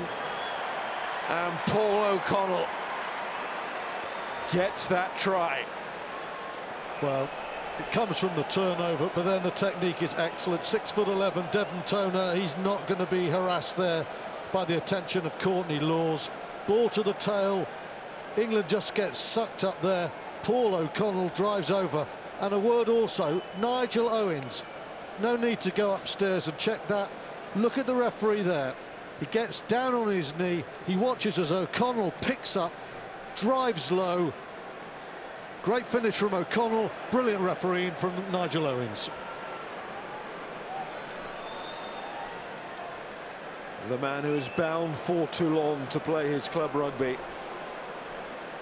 He said right at the start, determined that this will not be his last international performance on this ground. Powerful finish, Sexton's conversion. Here's Johnny Wilkinson. Yeah, just a little point from the side here. You've got to look at this try. It doesn't get enough credit, but watch the ruck clear out here on Heaslip. Goes down. Watch the clear out by Best. Not only does he clear the ball very, very quickly and take the man past the ball, but he clears the guy back into the ruck away and creates an enormous channel there for us to run, for the Ireland guys to run through. And O'Connell takes that channel at speed, and already the England defence there is having to recover. An enormously detailed clear out which made that try. And now we have a contest, don't we?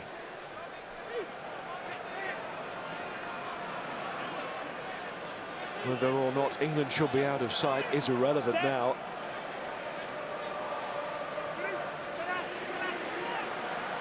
Redden. Here's Mike Brown again, but Tommy Bowe goes up. He was eyes on the ball there, Bowe. But there is an advantage being played to England, and Mike Brown might have been hurt, and he's slapping the floor in pain.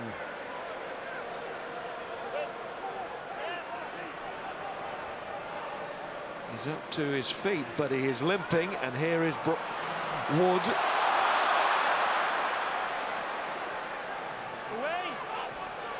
Youngs to Ford. Here's Courtney Laws. This doesn't look good for Brown, you know. We concentrate on the ball on the far side now with Marler.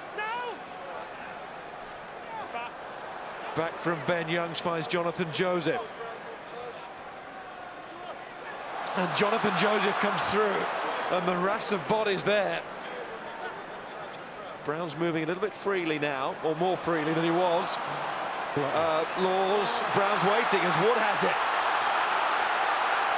And stolen by Johnny Sexton. From the clutches of Tom Wood.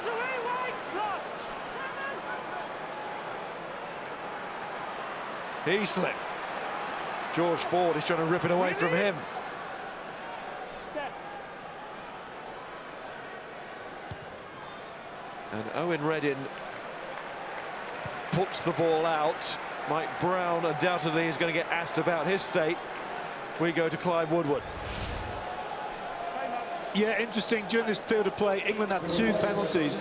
And, you know, the referee's played advantage, rightly so. You see his hand out now. That's a penalty to England. Just stop the game, take the 3 points and build the score.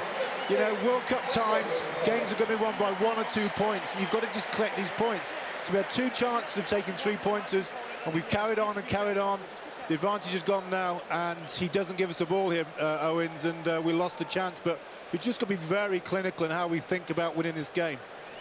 Well, I would say there, Nigel Owens is one of the few referees who actually, when a penalty is given, doesn't say advantage over until a try is scored, or in England's case not. So I think England are playing Owens, and most referees would have gone back for a penalty. They invariably let the play go on and on and on. Vunipola squared is on. Should that be cubed? Mako and Billy. Here's Pat Sanderson.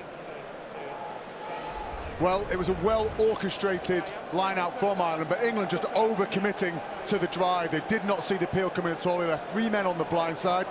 Then as we run this on, you can see they execute the peel well, but only Marler comes round the corner. Marler versus O'Connell, try Ireland. It's the 2 M's, Marler and Morgan, who've gone off. Mike Brown is still okay. He's out there and he's running off, I think. Looked a nasty one initially. He was hobbling all over the place. Good 55 for Ben Morgan, I think. Really proved the point, proved his fitness there. Mako Vunipola. Youngs to Ford, and then here comes Courtney Laws. Launchbury goes digging and finds it. Here's Billy Vunipola. Well, it's not the best service to... It was meant to be for Barrett, forced to Joseph in the end. Rob Shaw on to May. It's 12-3, remember, at half-time. Ireland with the second half try scored by Paul O'Connell. England with 2 first-half scores. May and Watson had a third, but that was disallowed for a forward pass. Would have been the scoring pass. Mike Brown is going up there again, and he's won it. He's beaten Dave Carney. And he's beaten the injury as well, it seems. Launchbury, that's a good pass. Forward to Vunipola. Billy Vunipola carries into the Ireland 22. Youngs again. Here's Ford. Little show. Oh, that's a lovely show and go. And he was nearly gone. Ben Youngs looks for the space as well. Launchbury could have gone wide there. Ireland getting players across there now. Paul O'Connell, one of them, but he's going to be tested on the inside by Anthony Watson. He was just too quick there, the winger, Mike Brown. And he's trying to find the strength to see off Carney, who's still smarting from that defeat to Brown just seconds ago. It's a good battle between those two. What a chance for Launchbury to get that ball away when England had more space and a clear man advantage to the right. Now they go left, and Rob Shaw. He's picked some great lines around the fringes, Chris Robshaw. That one goes to ground, but he's been a ever-present threat. Billy Vunipola. Ireland contest with Payne at the breakdown there. Crowd get involved. Drop goal, Ford fancies it. He's dropped right back here. England have to hold on to the ball first. O'Connell's got a mitt in there, and it's been turned over, and Ireland have a great chance here. Henshaw, now that has to be forward, and Nigel Owens has seen that in live play. And now Zebo and Sexton have heard the whistle as well. Now, is that an injury? No, Henshaw's okay. You do start to worry at this point. And you can see it, sorry, you can just see it with the coaches, so nervous looking on. Do you know what? I don't think Joe Smith's nervous about an injury there. I think he's absolutely livid with the inability of his outstanding young centre to really put that one away. That was a great opportunity there for Ireland. There's Mike Brown earlier, taking the ball, but a couple of minutes later, they're 70 metres out, but in some ways, just as Tom Young should have put May in for a score, well, this really, even from this distance, should be a score. It pops out for Payne. Oh, Courtney Lawes has done well to put the pressure on, and again, May does pretty well. And as we discuss Ireland not taking a chance, everyone in Twickenham gets all very excited because Sam Burgess is coming on and Ford is going off. And Farrell's on as well, Richard Wigglesworth on there as well. To be England's new scrum half, and Ireland have made a change in the front row. Nathan White's replaced Mike Ross. So 4 goes for Farrell. And number 23, Sam Burgess, replaces Brad Barrett in the England centre. I just say this, 9, 10 and 12 have gone really well for England today. It's not been Ford's flashiest performance, but that midfield axis has been excellent. Big test now for Wigglesworth, Ford and Farrell to maintain that quality.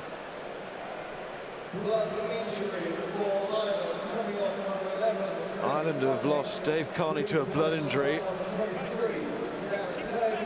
And Robbie Henshaw's come off as well. He got that clomp from Courtney Lawes. It's led to Joe Smith, I'm thinking, I'm worried about the player or angry with my man.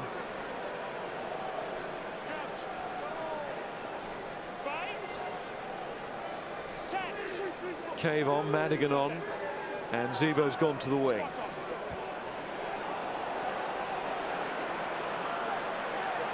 He slipped to Reddin and Sexton. Good ball again for Ireland at the scrum. He fell down into that, not tight. Fell down into it, not tight. Madigan finds Zebo. That's 2 against the head England have lost. Yeah, driven off one, and that one a bit more conventional in terms of against the head, a bit more old school. That's Tommy Bowe. And that's Darren Cave.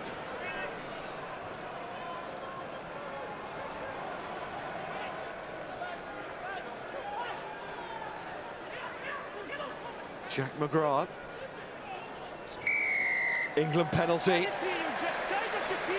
And they won't be rushing this one. Well, I assume that Owen Farrell will put this into the corner. And I've got to ask you, Clive, is this a 9, 10, 12 to close out a game at 15, 13, 20 to go if this was a World Cup match? Well, Stuart, you called it before. You said Ford's back ready for the drop goal. I was hoping that would take it. Look at the scoreboard with 2 points up. Just build it, get to 5 points, put the pressure on them, that they know you're more than just 1 penalty ahead. So, you know, you've just got to be thinking about the scoreboard all the time, and drop goals haven't got to be the end of the game. They can be anywhere during the game, and I just wish they'd set it up there, take the 3 points, build the score, build the score.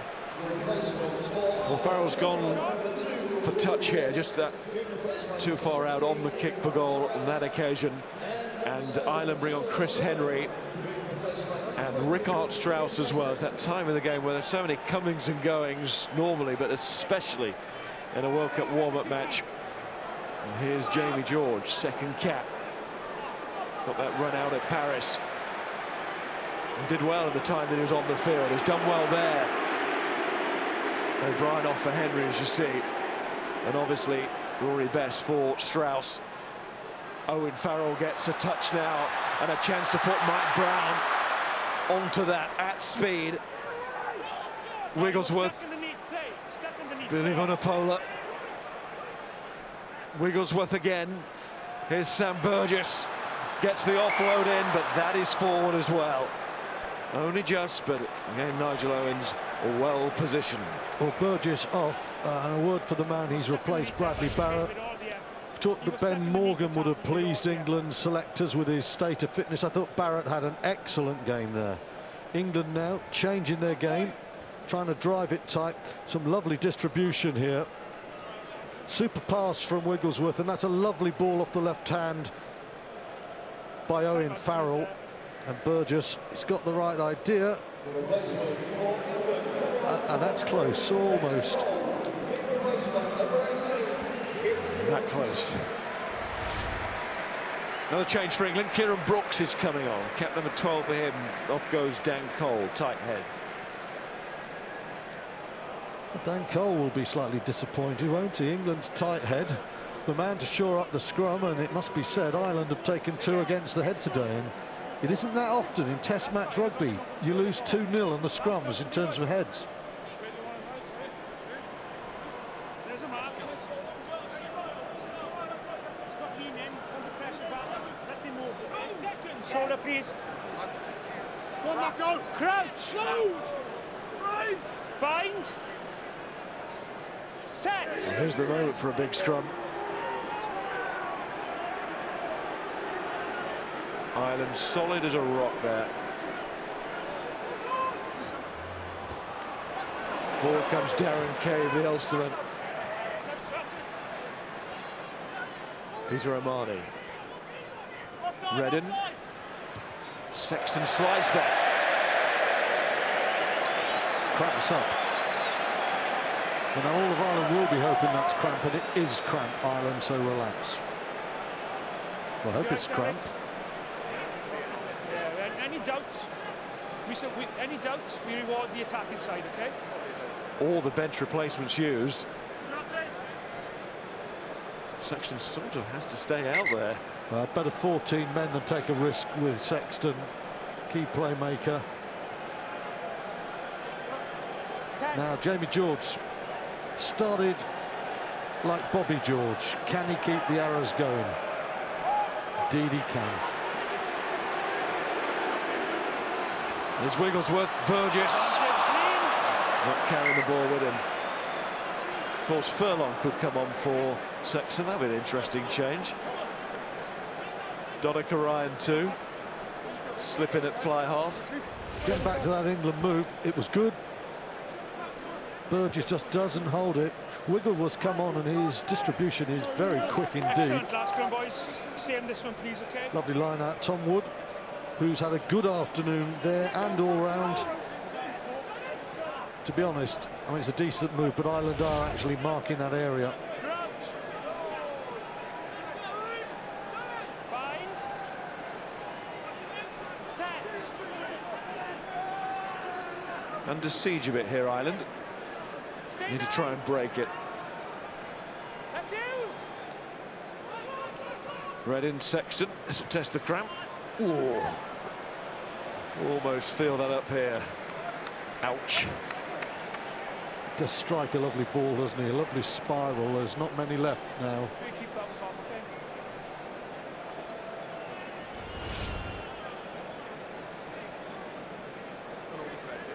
That's the slice. And there's the cramp. Second strike much better. Next up, edge, next Well, up, Donica edge, Ryan has emerged. He's the next man to come on for Ireland. Tom Ward not quite to Wigglesworth, but it bounces up nicely for the England scrum half. Then it's Joseph to May and Brown. His wasn't Grant, looked like a nasty turn on the ankle, but doesn't look like that now. Thankfully for Brown, and England launch spree. Had to be a knock on, and it's given. Sorry, Jerry, if he did, I didn't see him, sorry, okay?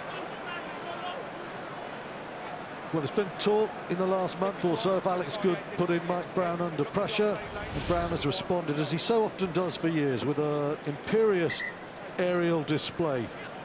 The fury of aerial bombardment is one of the great Irish tactics in rugby union, and who do you want under it more than that man, Mike Brown? The chase is good, the kicks are good, and Brown, whether he's receiving kicks or chasing kicks, has shown great technique and fortitude under that ball. Well, Donica Ryan has come on, and Dave Carney is back, so his blood injury has been cleared up. Now that will allow Johnny Sexton to go and put his feet up. Yep, and Ian Madigan into 10. All the talk in Ireland in the week was about him being the third choice 9. I think Joe Schmidt would rather him be 10. The Sexton hobbles off. I'm pretty certain that is purely precautionary.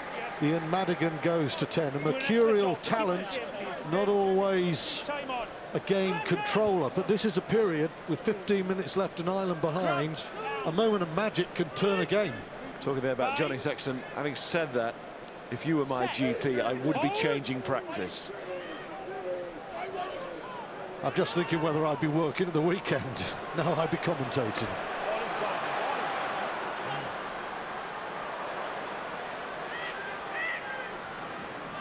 Zebo carries over halfway.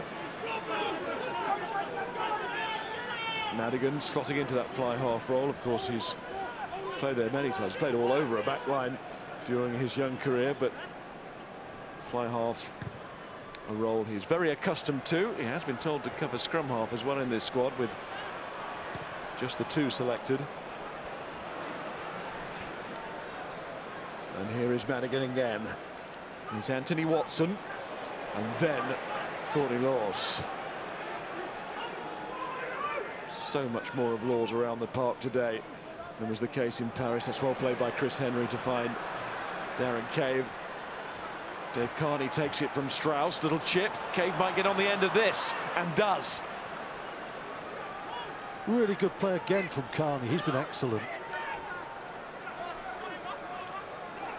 He's gone through a little bit of a quiet period of the match, but now with it very much in the balance, the spoils are there. And Jared Payne, an opposite number, Joseph. That was a tremendous tussle between those two, won by Joseph, and Farrell boots it long downfield, and now Zebo's hobbling. Courtney Laws too. Carney straight to Mike Brown, who bursts onto that and tells Anthony Watson where to go. Mind you, he's known where he's going right the way through this series, Anthony Watson.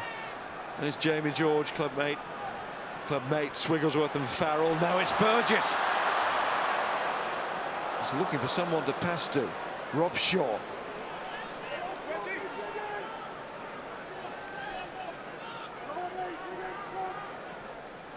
And there's Launchbury to George. I think Laws is cramping up as well. Owen Farrell. Wigglesworth, Brown. Crowd waiting to burst into life again. A little bit like the game here. Vunipola. Wigglesworth, Joseph. Looks for that space. Where is it? Burgess. May. Oh, on the outside. Blistering gets away from the first man. Brilliant from May once more. Wigglesworth. Farrell. Billy Vunipola with the line calling it. Wigglesworth surely here for England. They've got so many wide, but not the delivery. Mike Brown retrieves. England go again. Rob Shaw as Wood takes over. Launchbury's turn. And still Launchbury. Wigglesworth. Has he done it? Well, Rick Strauss thinks not. What does Nigel Owens think?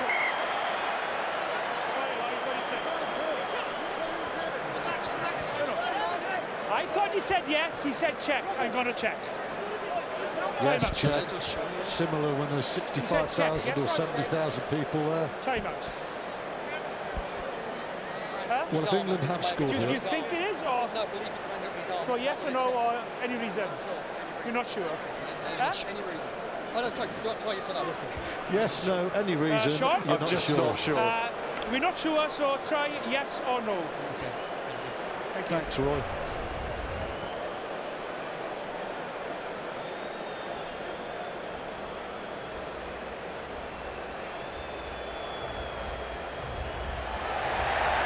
Well, he certainly got it down, but did he get it on the line? That's when Strauss goes in after the ball has been placed on terra firma. This is the angle, Miles. This is the angle.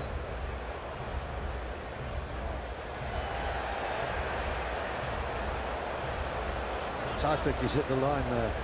Second movement, and he's entitled to do it. If it's not a try, It's been a nice cameo. It's down first of all short of the line. Then does he get it on the line, or is then there a hand in stopping it from touching the line? That looks like great defence, doesn't it? Sean? Severe doubt here.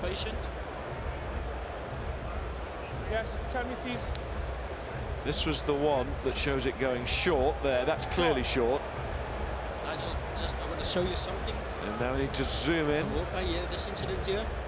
You see number 6 was in front of the other player. Well, there's another issue, He yeah. grabbed that ball. Tom Wood earlier in the move. Now that was 2 faces back. Nigel, that was Takes 2 it from an faces offside back. So that's position. within the protocol, yes? Yeah, that's in protocol, 2 faces back. Okay.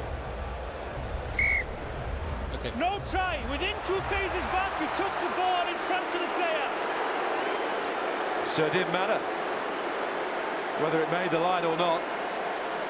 Crowd may boo, but it's within the protocol. And doesn't it make everyone's life easier to decide whether that ball hit the line or not? I'll tell you now. Tell you what, Sean Veltsman's running hot today, isn't he? Outstanding.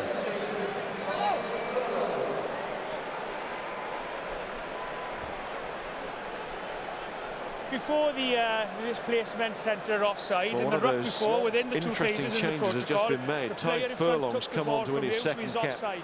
So that is a penalty against you here, no try. Both Okay? people not have their hands No, on the ball at it the doesn't same matter. time. You had the ball there, he took it from you. So okay? Nigel Owens finished there with that explanation to Chris Robshaw. So it's a penalty for the offside. The man going off for Furlong is fullback Simon Zebo.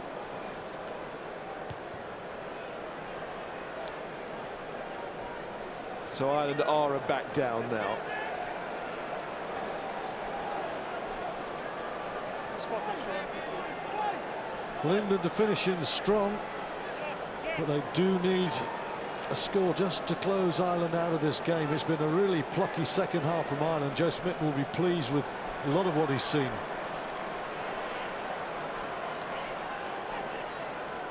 And you sense there's a lot that we haven't seen that have been kept under wraps moves from both sides. Should they meet again at the World Cup? Brown.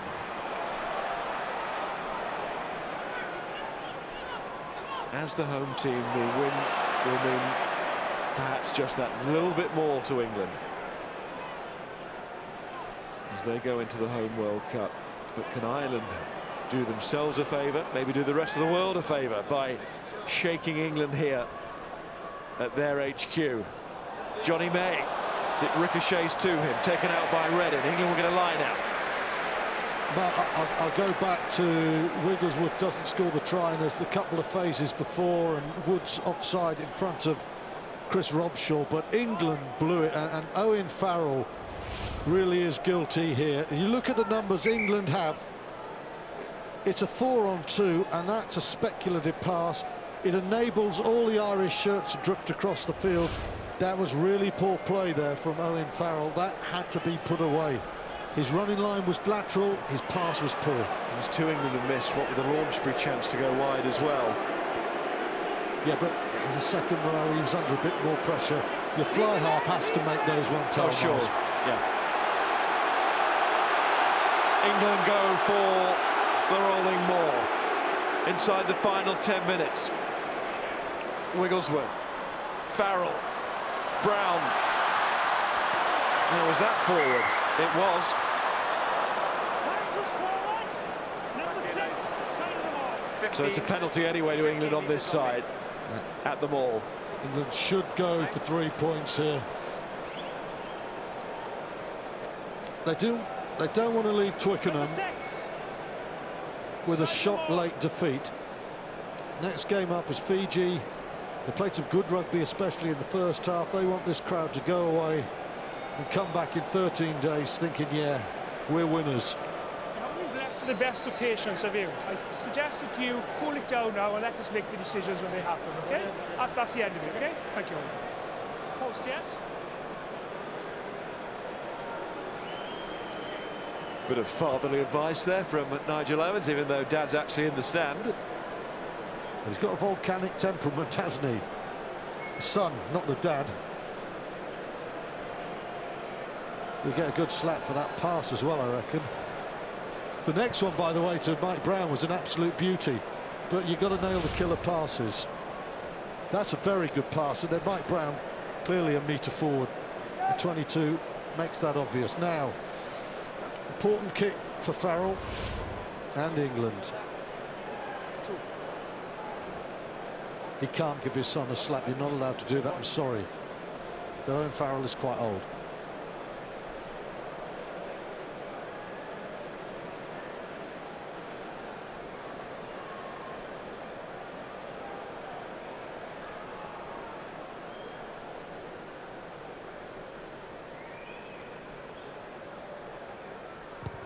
Yeah, he's 23 now, but he's packed an awful lot into those 23 years and into his international years. And right the way through those years, he has been a world-class kicker from the moment that he burst on to the international scene. Yeah, England's goal kicking in the autumn series has been pretty good, hasn't it? It was excellent in Paris with Ford. Ford kicked well today, and when Farrell comes on for him, 9 times out of 10, that's always the result, 3 points.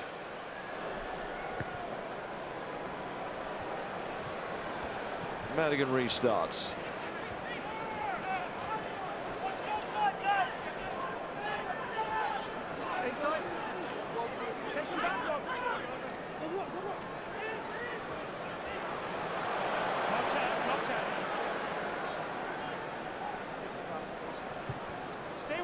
Farrell, he has a little hobble after a kick.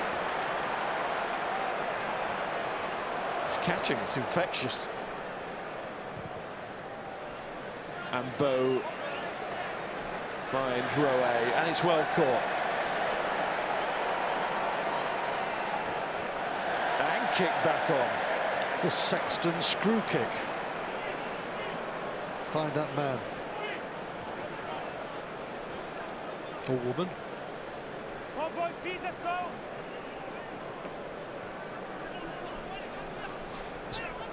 was going to say, Owen Farrell is a man who has had a habit of cramping, but you'd like to think on the field for 10 minutes. It won't be happening quite yet.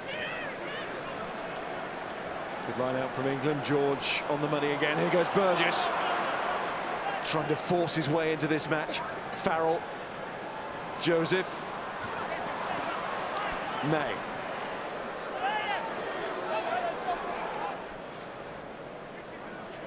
George. Run from Tom Wood. Here goes Farrell looking for Burgess. Laws couldn't take it. Come off the leg, accidentally inside then off your leg, scrum green ball, okay? It's all got a little bit scrappy.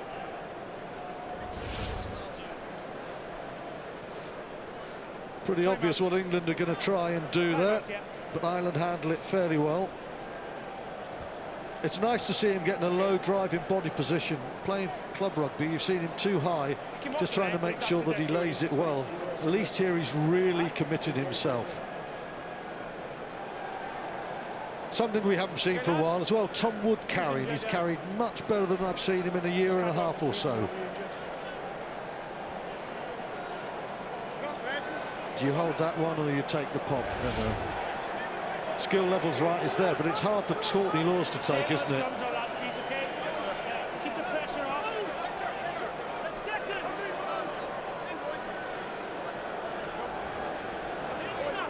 Crouch. Bind.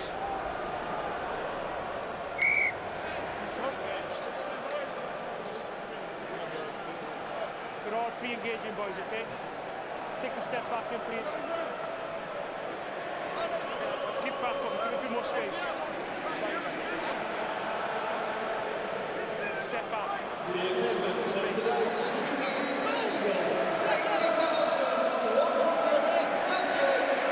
Up over 80,000 for the attendance.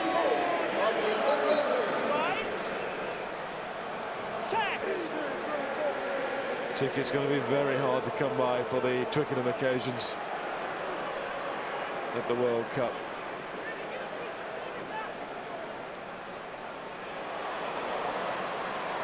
Carney. Got a beg, borrow, steal for your mate for tickets for the England matches here at Twickenham and beyond. And England get a penalty towards the end of this, the final match before the World Cup, and a chance for Rob Shaw's team to close out this match.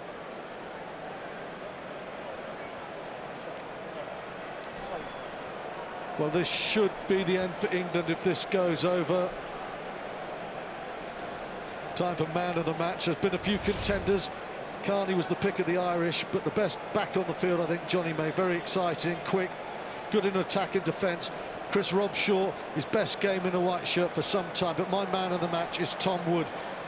James Haskell had the number 6 shirt for most of the Six Nations, but Wood has come back today. He's carried well, he's tackled, his line-out work has been excellent. Tom Wood of Northampton, he is my QBE man of the match. A fine performance, and I think it probably puts him in pole position to play against Fiji. Another 1 or 2 mathematical issues at the end of the France game here at Twickenham when he was captain, but he's had very few negative issues today. It wasn't a Nobel in mathematics, it was man of the match.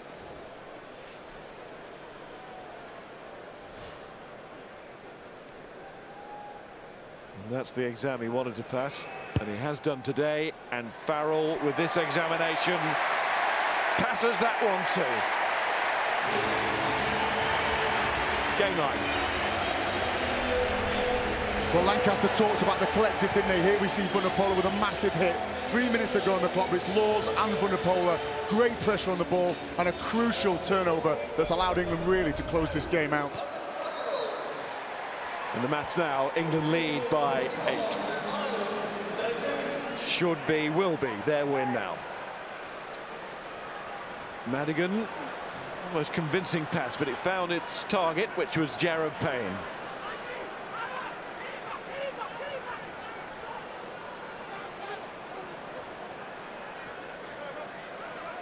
Ireland trying to get the last say here. Carney. Away, quick. Cave, Madigan, in goes Burgess, trademark tackle, might lead to a try here. Wigglesworth, Johnny May, back goes Cave, and also Donica Ryan goes down and saves the day. Reload, Dean, reload! And that's what Sam Burgess does. And Reddin puts the ball out. There's just time for one more England attack. The game is in the bag, and Burgess can afford to give a little wink. Well, that's positivity that comes from pure negativity. A massive hit from Burgess. Actually, the ball is going away. Tommy Bowe's overrunning. But he'll have enjoyed that, and so would those men who have invested a lot of faith, putting Sam Burgess in 31. Some would say a lot of faith in the 45. A lot of pressure on. Now this man, Jamie Joseph, what a good quiet period he's had. Jamie George, he's been superb. He's not the all-black flanker who doesn't throw well. He's a Saracen and he throws very well. Just saw Kieran Bracken running away at the mention of that. England knew the clock, they knew the situation, they knew that the victory was theirs. And that's what they wanted to head into the World Cup. Twickenham to celebrate a victory, and they've won by 21-13. 3 more victories here in the pool stages, and these England fans will be very happy indeed. Gonna have to step up a bit, Mars. I thought England in the first half were excellent. We saw hard, direct running, some superb finishing. Second half, not so convincing. For Ireland, they lost the game, but we saw very little in terms of their creative back play. There's more to come from Ireland. They are still on cue for that big game with France. Fascinating stuff. Yeah, surely Ireland will not play as badly at the World Cup as they did in the first 40 minutes here. And you do sense that both sides are keeping plenty under wraps should they meet again. As the away side, there was less pressure on Ireland, but the fact is they will be going to the World Cup on the back of 2 defeats. England will not be. England have the victory today, and over the whole of the piece, they deserve that victory too.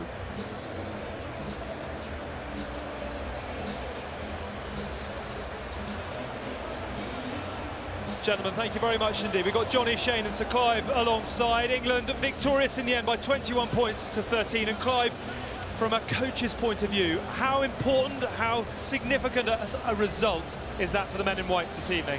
Hugely significant, because of a huge step up from the Paris game, and I think they'll be very pleased the first half especially.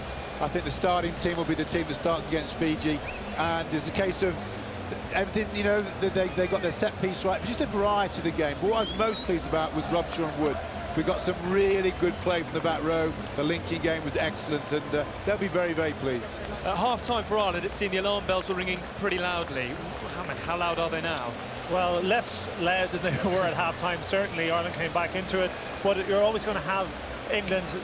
We're going to be incapable of keeping that sort of sustained intensity to the game right the way through. So Ireland were going to have an opportunity. They were going to come into it in the second half, and they did. But there's still concerns about the basic skills, and I think more than anything else, concerns around the defensive pattern, because they couldn't compete with Ireland in that with England in that opening half. Direct runners, powerful athletes, and the outside break when the mismatches occurred. That's something that we saw the first game against, the game against Scotland. There was a lot of missed tackles, and they haven't rectified that, and that will be a concern and will have to be addressed, because the intensity that we saw from England in that first half today is exactly the sort of intensity we're going to see against England, against Italy, and against France in the third and fourth game of the World Cup. England going to their team huddle. You'd imagine Stuart Lancaster will be fairly satisfied. Likewise, the captain Chris Robshaw, who Stuart was saying performed admirably this afternoon. What do you feel have been the big pluses today from England's point of view? I think winning at the end of it, the way they've won is big. More and more players are putting their hand up and showing that, yes, I've done it, but I've done it again. You know, this is the second, third performance where I've shown it, which is great. Guys are stuck together and they've played a good game plan and tactically got it right. I think issue for me is that they've played against a team who are subpar today, and at half-time that game should have been done, and 20 minutes half-time that game should have started looking like, actually, now we'll put this to bed. But last couple of kicks at the end have given the scoreline a nicer ring for me, but there's still work to do there. 3 weeks ago against France here, it was the same situation. The game went dead in the second half. Got to find that ruthless nature, that killer instinct now, which just says, right, if you guys aren't here for this challenge, we'll move on without you, sort of thing. And teams are at 15-12. Ireland are still in this with 20 to go. They're thinking we can, we can snatch one here. That shouldn't be happening to this England team at the moment, playing at home. OK, gentlemen, thank you very much indeed for now. We are just about to hear from the England captain Chris Robshaw, with the squad making their way around to thank their fans. And let's get the skipper's view with Graham. Chris, congratulations. Have you and your team rediscovered yourselves today? No, I think it's great to be back at home. We know when we play at home we can be pretty good when we stick to our systems and the way we want to play. And I think we did that today. Discipline was a major issue for us 2 weeks ago whenever we were in France. And we had a real emphasis on this. But yeah, to come against and play against a quality side like Ireland and get a good result there. We felt we put them under pressure and they put us under pressure, so it's a great kind of final dress rehearsal before obviously the big one in 2 weeks' time. Fantastic start. You had 12 points on the board in the first 12 minutes. Took you 68 minutes to put another 9 on the board. If you're being picky, would you say could have been more clinical today? Yeah. I mean, potentially we left 2 tries out there for a little bit of, not being quite clinical enough, but that was exactly the start we wanted. Come out kind of all guns blazing, get the crowd right behind us. And I think the team really fed off that today. Yeah, second half we came out of blocks a little bit slow. But all in all, we're pretty pleased with the way things went today. You and Tom Wood, between you, broke the tackle counter, I think. You had 18, Tom Wood had 15. Defence again, key to the England strategy today. Yeah, well, look, we knew Ireland are a very good side when they look after the ball, and we knew we were going to be tested, and we didn't want to give away any cheap points. Giving them 13 points is pretty good. You look at teams who do well in the World Cup, you can only give away kind of a few amount of points, can't you? So look, there's areas to work on. We won't get carried away, but yes, we're in a much better place than we were 2 weeks ago. Chris, congratulations, well done, well played today. Thank you. Paul O'Connell is in. Paul, commiserations. Would you accept the better team won that today? Oh yeah, probably. We started very poorly. I think England dealt with the aerial threat really well, and then we kept the ball in hand. We dropped it and kept turning over the ball. I think we put a lot of pressure on the English line-out, but then when they got a 7-metre drive, they forced the penalty advantage and scored a try off it. When we got a 7-metre drive in the first half, we lost it. England stole it. So, you just can't accumulate that many losses and hope to win the game, especially in the first half. 2 defeats in a row, Paul, will provoke some headlines, as I'm sure you'd accept. Correctly so? I mean, should alarm bells be ringing ever so slightly across the water? I wouldn't say alarm bells be ringing, but we're very disappointed, you know. We're not so much about the result as about all the things that go into creating a result. And I think the last 3 games we've fallen short in a lot of the things we need to do to create a result, so that's disappointing. Commiserations, but congratulations on the try. Thanks, Paul.